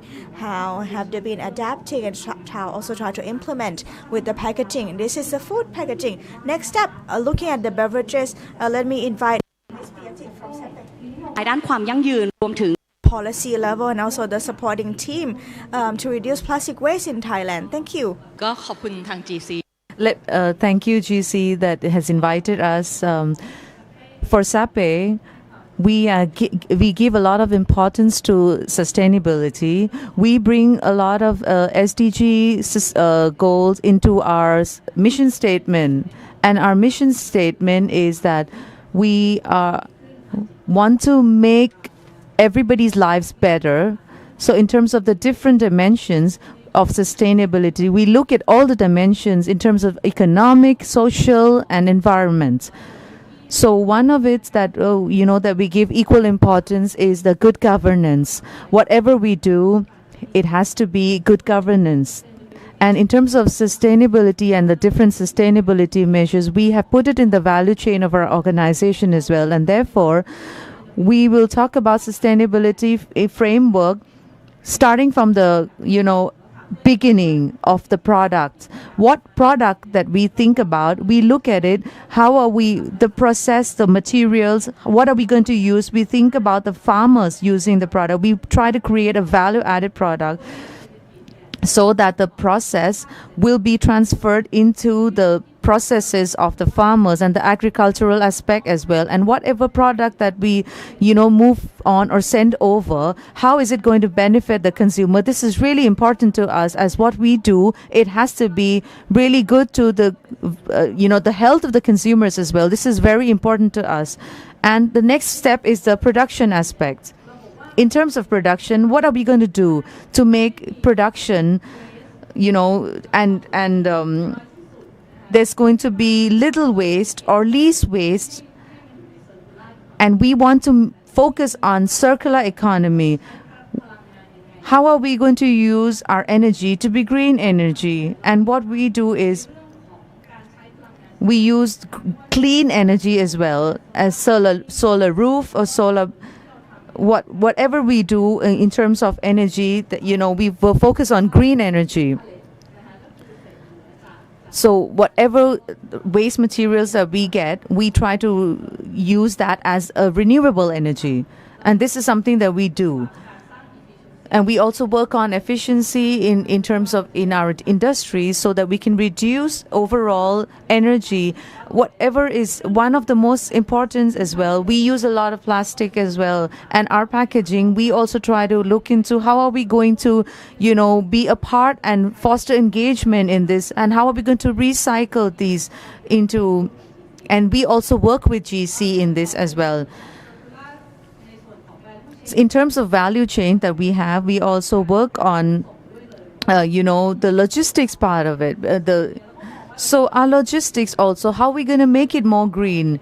Our logistics also, we also, export to Europe.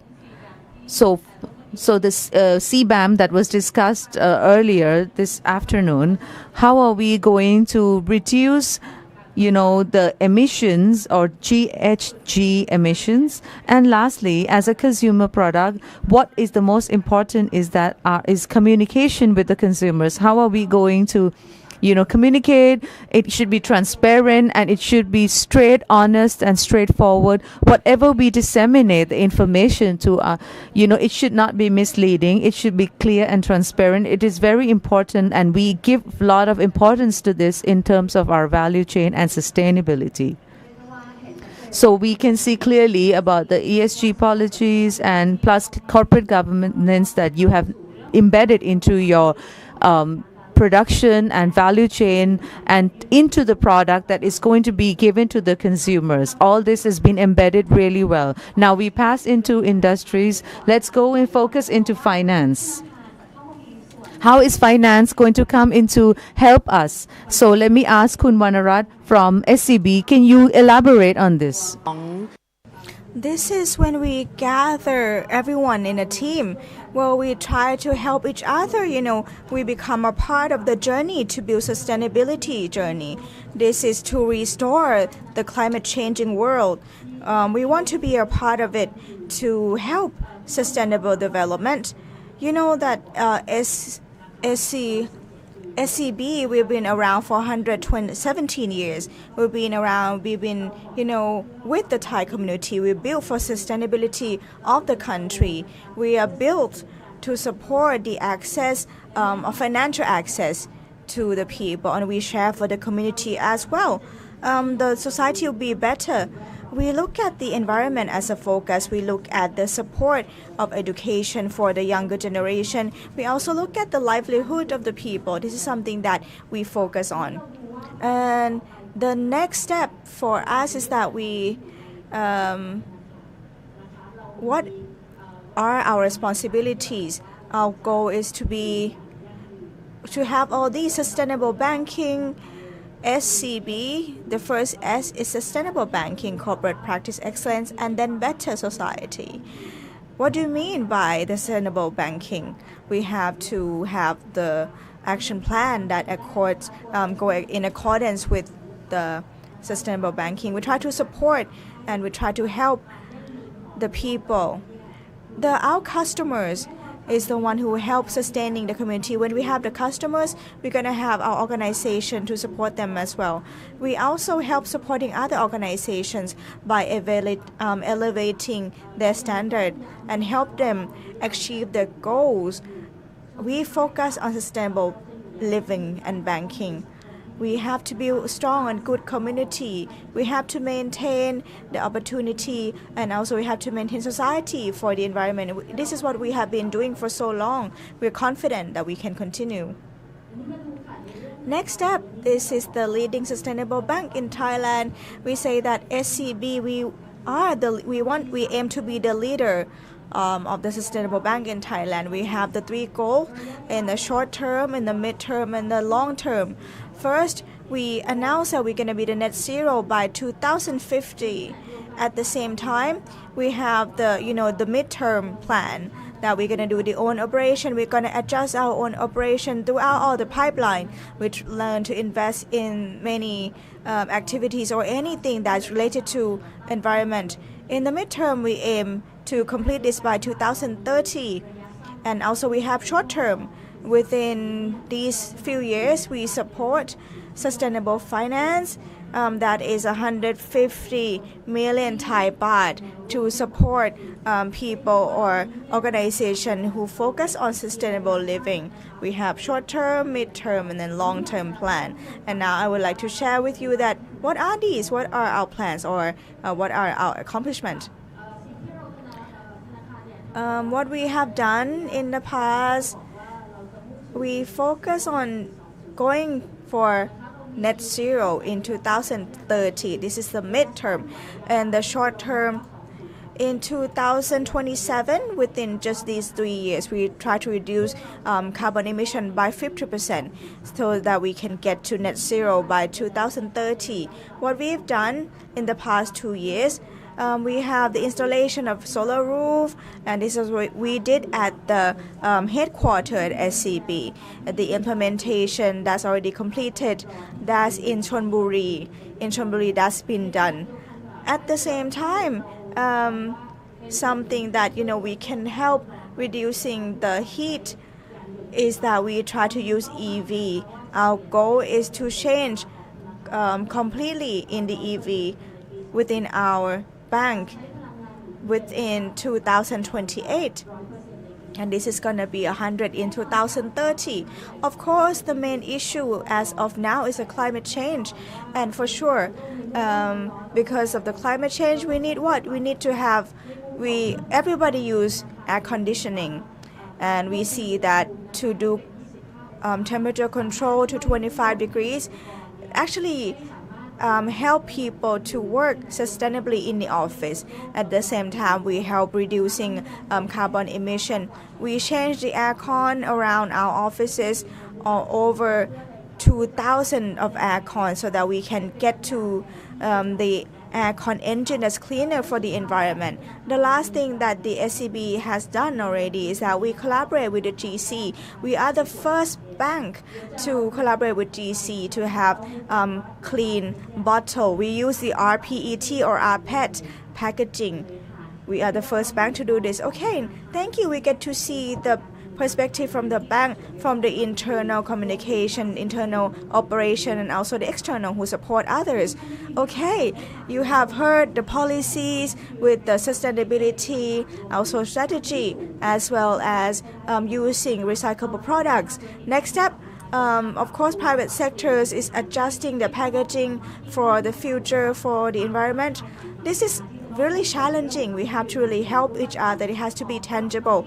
Let me go back to the GC, Mr. Sarod. Now, GC, what is your solution to help support the private sectors? And then would you adjust circularity more advanced from the beginning to the midway and to the end? Yes. So what we've been listening is that each organization are giving a lot of importance to sustainability and worldwide. So everyone is giving a lot of focus here. So what are we going to do to focus on reducing greenhouse gas effects? So for GC, we are the producers of plastic resins. So we have a policy that we are going to be a total solution provider, and the different organizations. So some people have a lot of ideas that they want to do this. They also want to implement this. You are able to come to GC. We are happy to give you suggestions on how to focus. So the first thing that we do is we produce bioplastics and biochemicals. We focus on the entire loop, and we focus starting from the customers to the production. We have the entire sessions. We have bioplastics that are PLA, and we have plastics that are PBS. This is a consumer choice, and this is a good thing about doing this kind of plastics. This will be in our packaging as well, as it is very appropriate. It is biodegradable, and it becomes soil. There is no, waste of plastic and these natural resources that we use, and this is one of the solutions that we have for our consumers. In our production, we also have sometimes, in general, there's a lot of oil that is used, and we have a project. If you come into the hall, you will see that we have a project that we will use oil. We use used cooking oil that is used in homes and households, and this will be mixed with raw oil, and this is collaborated and used in terms of, it's called bio-based oil, by using the bio oil to be a part of the material, and you will get a product, will become a polyethylene product. And this polyethylene, and that we are going to use it as plastics, and we call it bio PE. This is a product of bio-based solutions that we have come up with.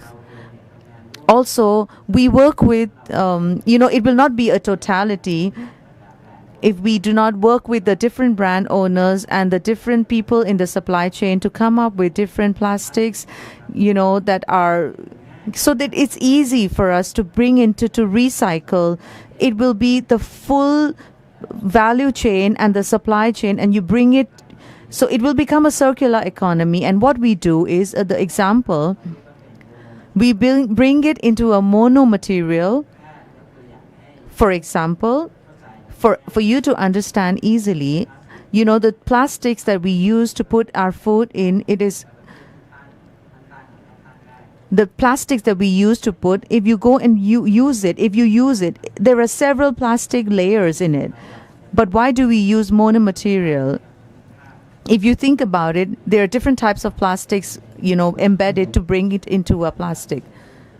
To bring it to recycle, it's going to be really difficult. Usually they would just burn it and, get rid of it. But what we did was, we designed a product that we can, it's called a monomaterial, where the material has different layers, and each layer has a different, quality. And in the future, when you are going to use it, you are going to collect it, and it could be recycled together collectively. This is not a bioplastic, but is a usual plastic. But our production and our design are developed because of our research and development department. These things can be used and recycled once again. So next is, how are we going to down gauge our, products? They are going to be of a lighter weight, and it's going to reduce the plastic usage and reduce wastage as well.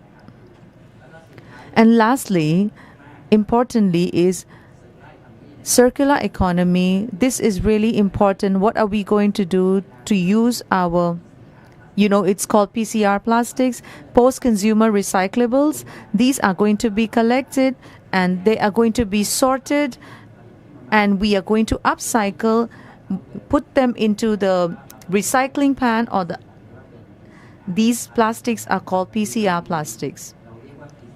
We call them PCR, PET, or PET bottles. Many organizations are using this kind of technology, and some of you may not know about the HDPE. This is PCR HDPE. What do? They also a part of bottle manufacturing processes. They may not be. It could be drinking bottles, or it could be chemical bottles, or the bottles that you use in your cleaning, or such as Vixol, which is a detergent or a cleaning that is used in households as well. The company came to talk to us, and this is what we developed for them. In the picture, you will see the different examples and the different brands. We work with them together. So let me move on to the next slide, please.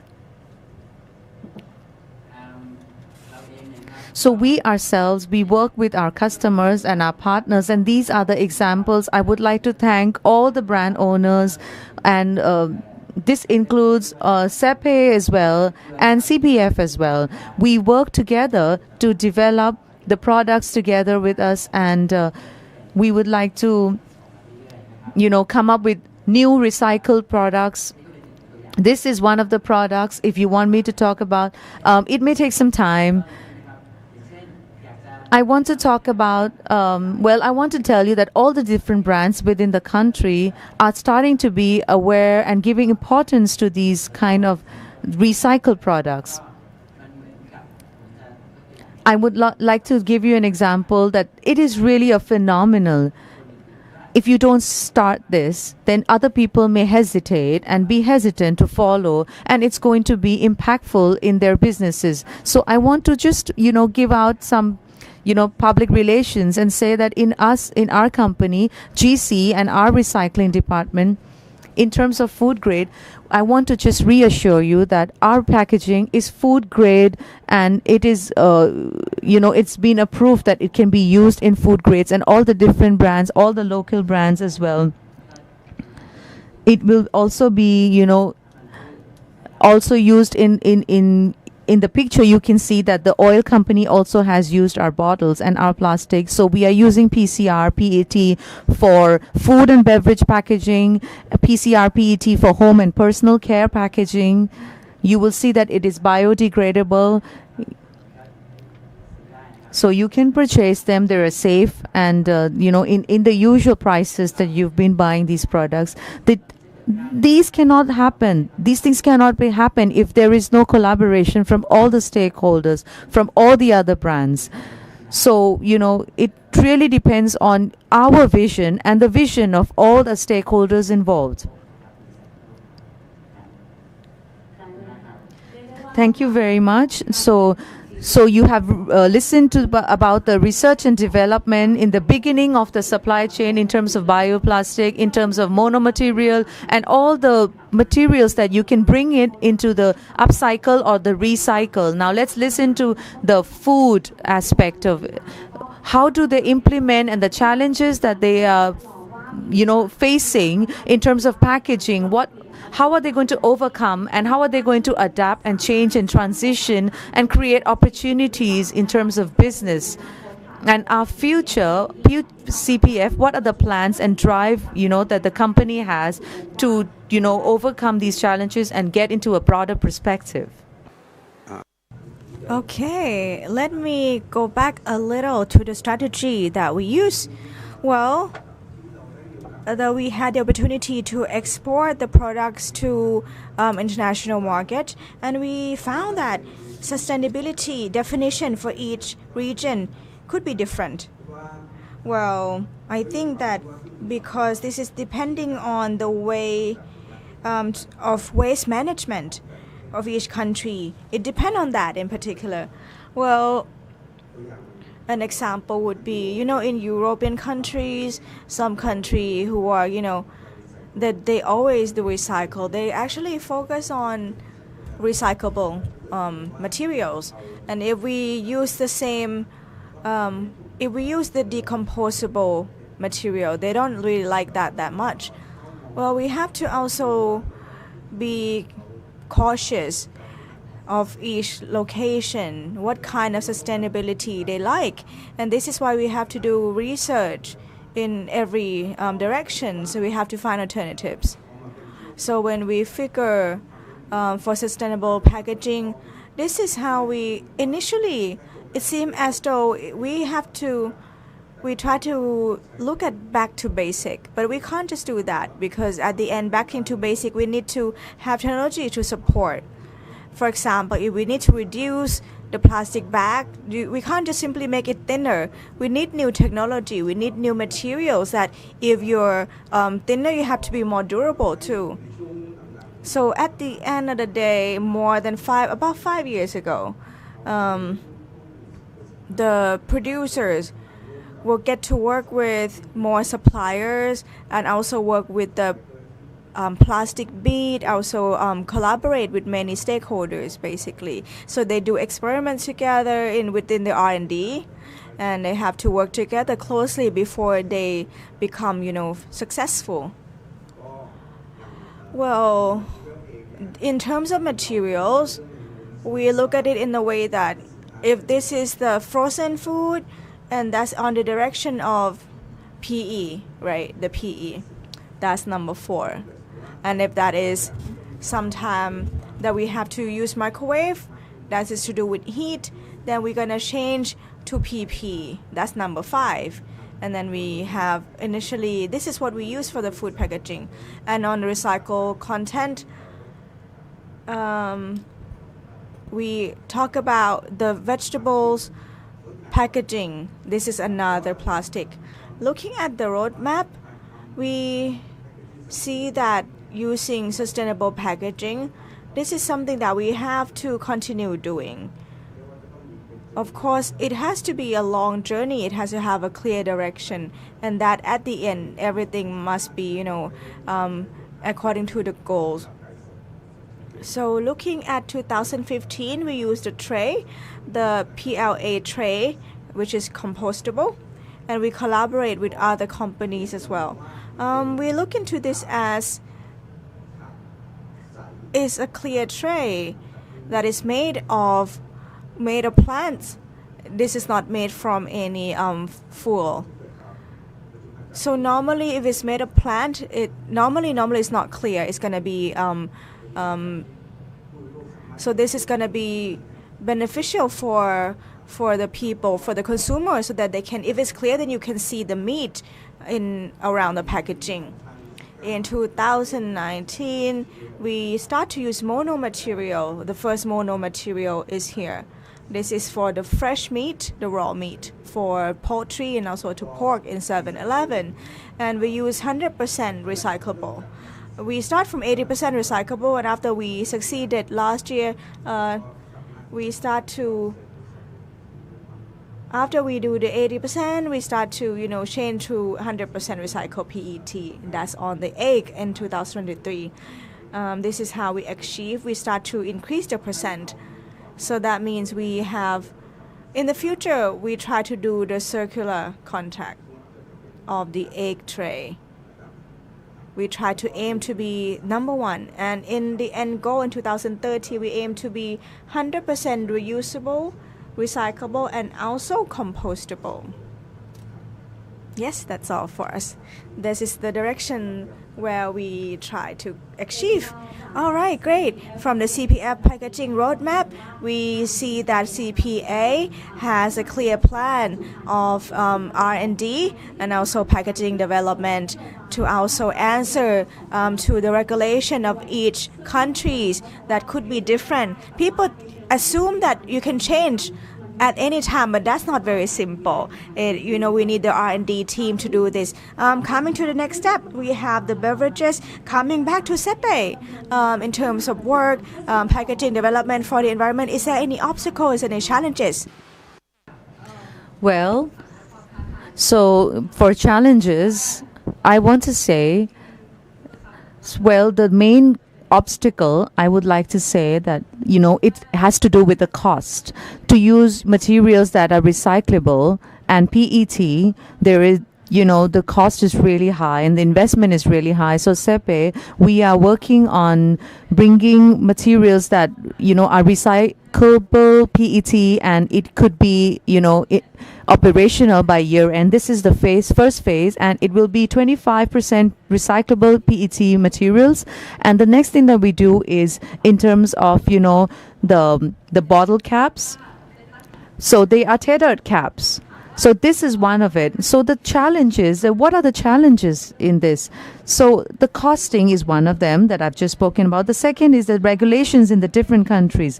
In SEPE, we, export to over 100 countries worldwide. Some countries, they have already, been really open with the, FDA recycled PET stuff.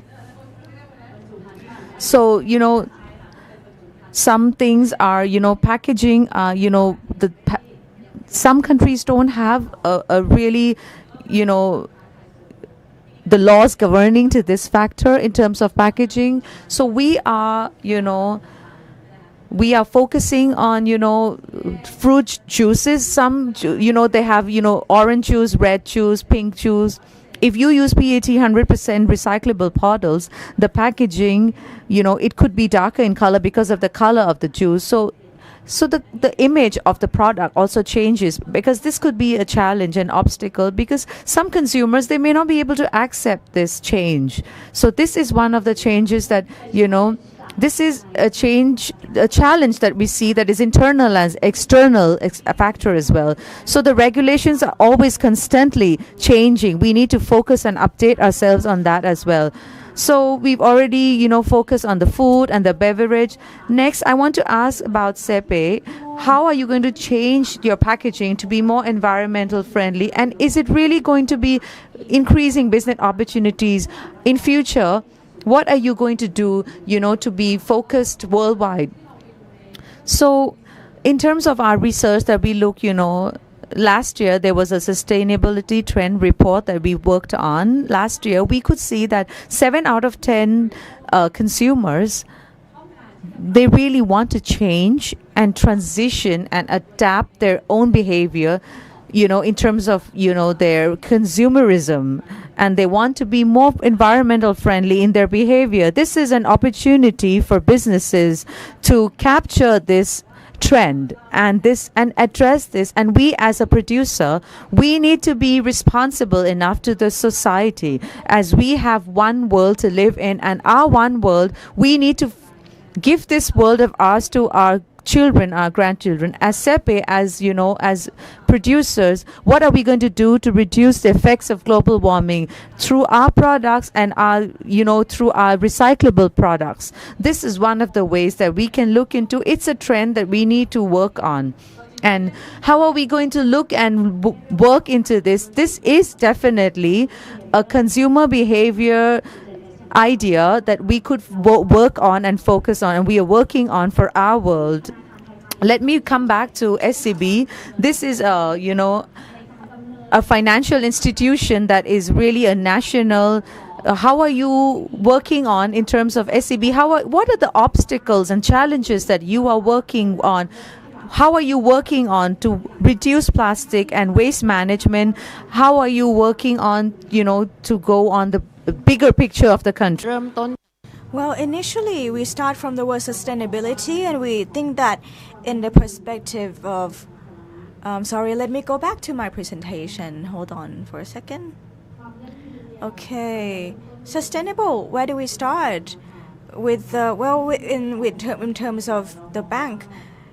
Well, we think that changing the situation of climate change start from within you. You can start from small. We can start small. We start from the bottle. We aim to do net zero by 2030, and what we find challenging is how to reduce waste. Reducing waste, and we look around us is the packaging. Well, we're quite fortunate to have found the partner. GC is our partner, and GC suggested us that we have to change in terms of the activities that we do. The environment, we do together. The first thing, we ask question, how do we manage our operation? We want to be the green organization. We want to be the role model that focus on green activities. But how do we do this? What do we focus on? Green culture, right?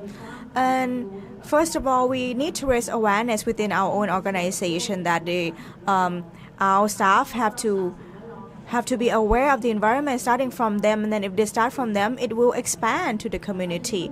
Well, looking at the plan of the bank, just as I shared, we focus on, we look at the bottle first. Starting from our bottle, we call it Namchai Thai Phanit. We use RPTE or RPET, and we are the very first bank in Thailand to change to the RPET. This is collaboration with the GC. What is the strength of RPET? What do we get from it? The volume of the plastic waste we reduced by 1.3 million bottles. We compare to just the existing that we use the PET or PET. And how do we contribute to the environment? We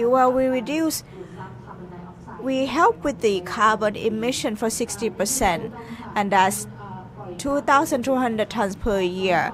In terms of the greenhouse effects, this is a lot less plastic bead by 60%. And the next step, I'm going to show you the video clip. This is about packaging of this particular bottle. ดอกไม้ที่แต่งแต้มโลกให้สวยงาม Flowers always give people smiles, and flowers bloom into sustainability. We need to help take care of this planet. SCB, we are the leader of the sustainable living in Thailand. We're sending the new bottle, Nam Chai Thai Phanit. This is all our PET, 100% recyclable. This is replace 1,300,000 bottles per year. This is to help reduction the greenhouse effects by 60%. This is a reduction of the 20,900 kilo carbon in comparison to 2,200 tons per year. And using the rPET would help reducing the landfill and also the waste that would go to the marine. This is a reduction of pollution, reduction of any waste, and we support the circular economy. Well, we transform all of these bottles to transform into our new PET bottles. SCB, we gladly welcome everybody to support sustainable packaging. We designed the logo packaging and sustainable bloom, the blooming sustainable for the future. We also use the 17 colors. This is from UN Sustainable Goals, and painting all these colors into the bottles. And we show our determination to take care of the planet. And the planet will be beautiful, lively, and will also be sustainable together. And so for this project about the bottle or PET, we don't just do on the bottles only, but we also look at the culture altogether. Next, we will focus on the green culture. We try to engage our staff to activities, and this is gonna be continuing. One thing that we do is that if we love it, you have to give it up.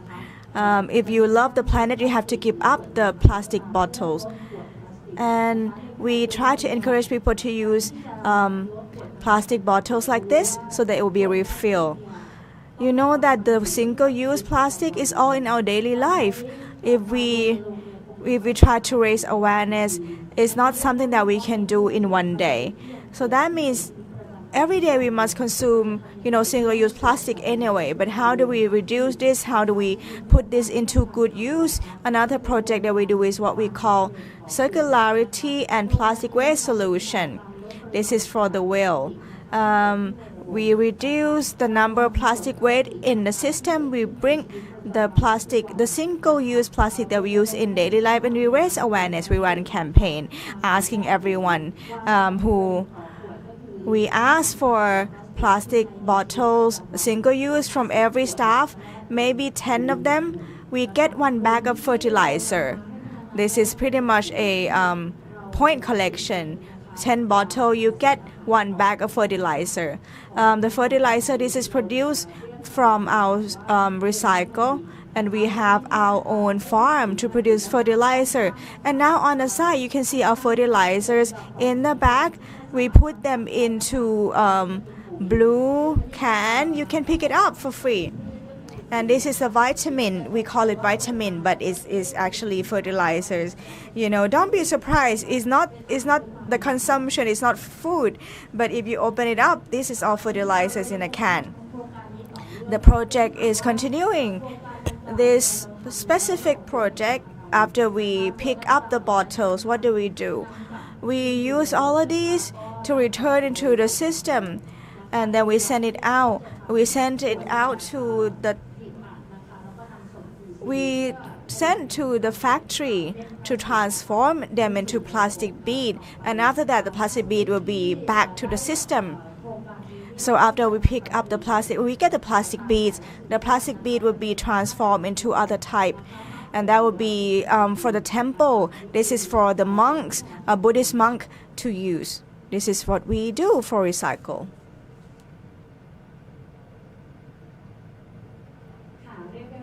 Okay, this is quite beneficial, and I get to see the big picture from all the 4 companies that you create the good packaging that care for the environment. The last question that I would like to send to everyone: how do we create better, cleaner packaging to the wider people, to wider group of people. Is there any other point that you need support from the government or anything you need from the public? Would you share anything? How would you encourage the SME to do the SME?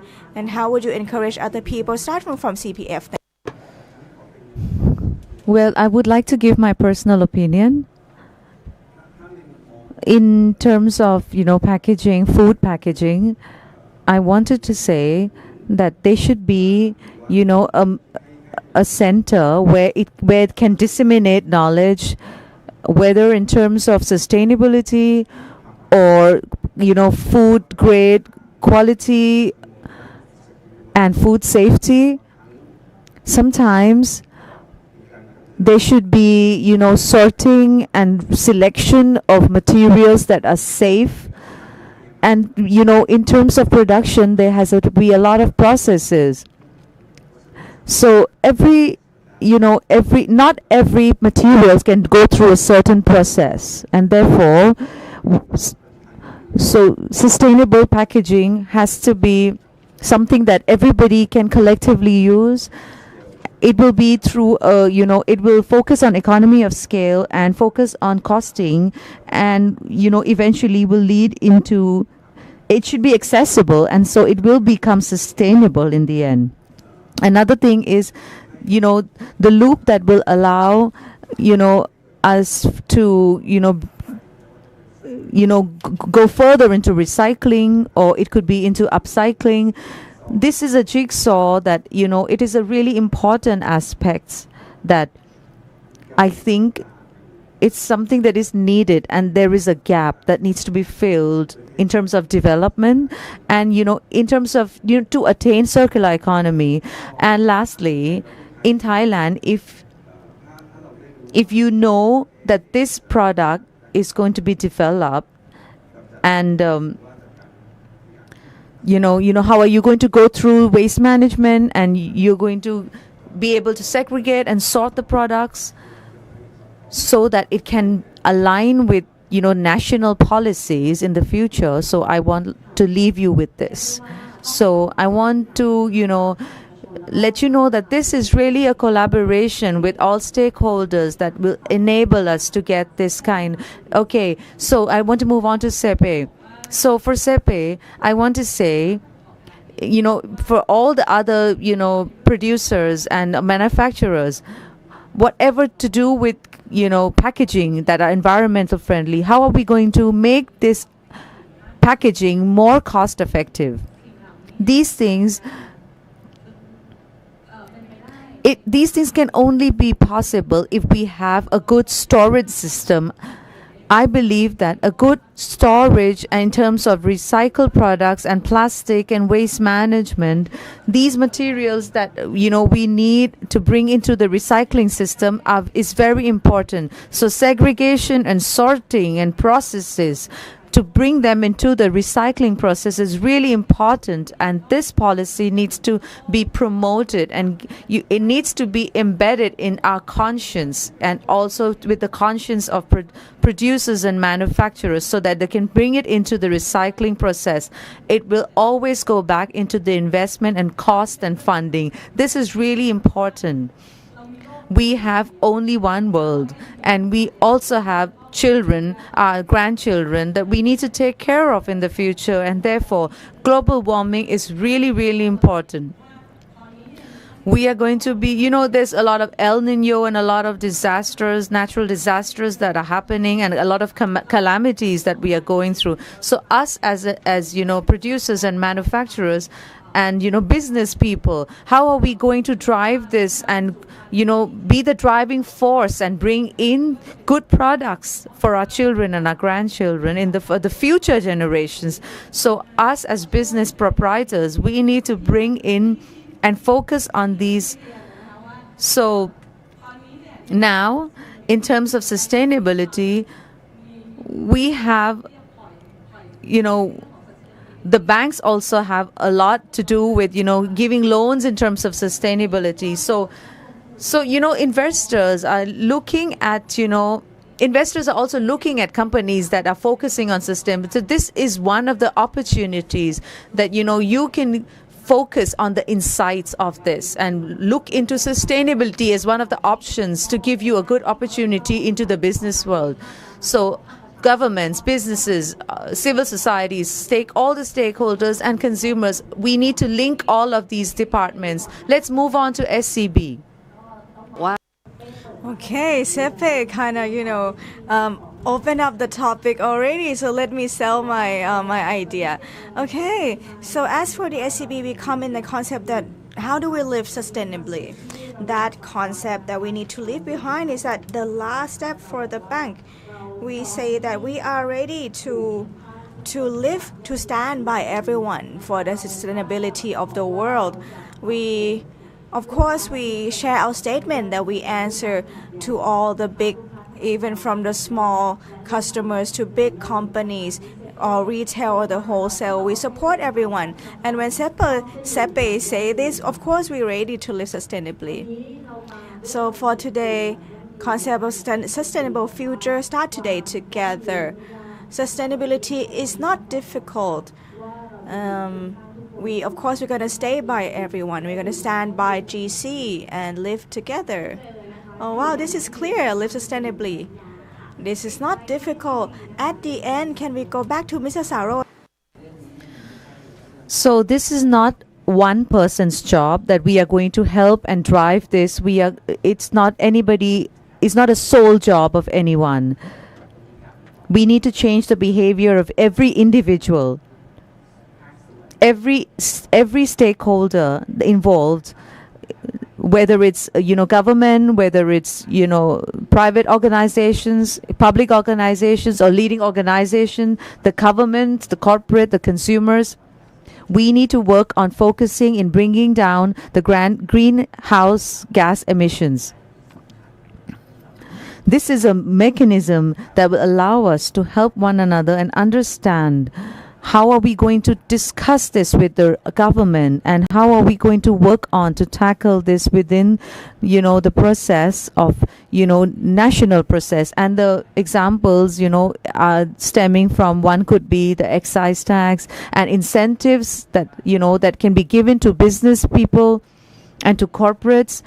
Sometimes recyclable or biodegradable products have a lot of investments, and funds in comparison to general products. So why is it so expensive? Because of the, sorting, the storage and production processes are all using, energy. There's a lot of energy consumption that is really different from the conventional ways of producing products. And therefore, how are we going to support and promote this?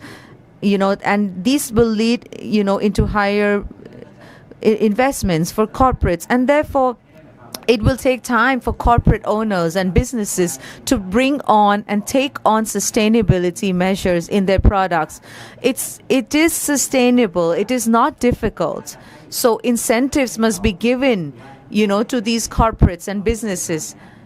This is something that you need to do. It's not something that you can live without. Now all countries all over the world are getting into this, and in Thailand we don't have such measures that are tangible enough in terms of tax incentives and mandatory bio content or anything. It's not tangible yet. But if I think the government is involved and come up with laws, acts and regulations that bring in and push and drive this aspect, the government has a really big hand in helping to make this possible. Now, in terms of private stakeholders or private organizations, I feel that it all starts with us. So we using the word Gen S. So Gen S comes from the word generation sustainability. How are you going to do it? It starts with us. We need to start with ourselves. We need, reduce the things that are not necessary, reduce food waste, and these things that are very easy to implement by ourselves. We can be a Gen S.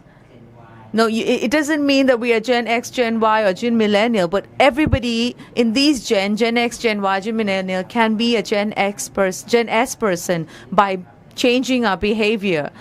and the way we select our products, or everything should be environmental friendly, and this can help to reduce global, or at least mitigate the effects of global warming, and looking into a brighter future for future generations. And this is something that we need to, every department, every stakeholder needs to collaborate, and however difficult it is, it's something that we cannot do without. It's something that we need to do. So us, Gen S gathering, Gen S business, so sustainability is in heart. It is a new challenge and it is a new business opportunity at the same time. I would like to thank all the business operators that have been here today. I would like to thank Kun Sarod, the PTT Global Chemical GC. Would like to say thank you to Mr. Kitti Wangawatsin. He is the research R&D packaging company CPF. Also thank you for Miss Piyajit Rak Ariyapong. She is the bottle for Sepe, and also Wanarat Panjan. He's a vice president from the operation of the SCB. Round of applause for all four of our guest speakers. Thank you. And also I'd like to especially thank every one of you. Yes, and this is the end. และนี่แหละค่ะคือการ This is the integration and collaboration of mega business in terms of bringing the circular economy to implement in the reality, and this is what is happening in the packaging innovation at the moment, and this is all tangible. We are overcoming difficulty together. And as for today, I would like to share to everyone and ask every one of you to scan the QR code. You can comment, you can leave anything in there, and this is all on screen. This is one of the missions that we are doing. If you collect 5 points, you can pick up the pillow, and this is the Gen S. This is from the fiber from the GC recycle. This is from the PET plastic rPET 100% recyclable. This is especially just for this event is GC Sustainable Living Symposium 2024. If you complete the 5 points, you can pick up the pillow at the front. This event is already ended, and GC Sustainable Living Symposium 2024 Gen S gathering, our generation sustainability. We have many cool stuff going on in terms of sustainability. We have high potential to restore our planet if we help each other make change. Sustainability is not difficult no matter where you come from. If you have a heart for the planet, of course you are the Gen S. Sustainability is not just for one single person. This is for every single person. As for this event, we need to say thank you to all Gen S people who are, here together with us. And I would like to say goodbye officially. Thank you so much.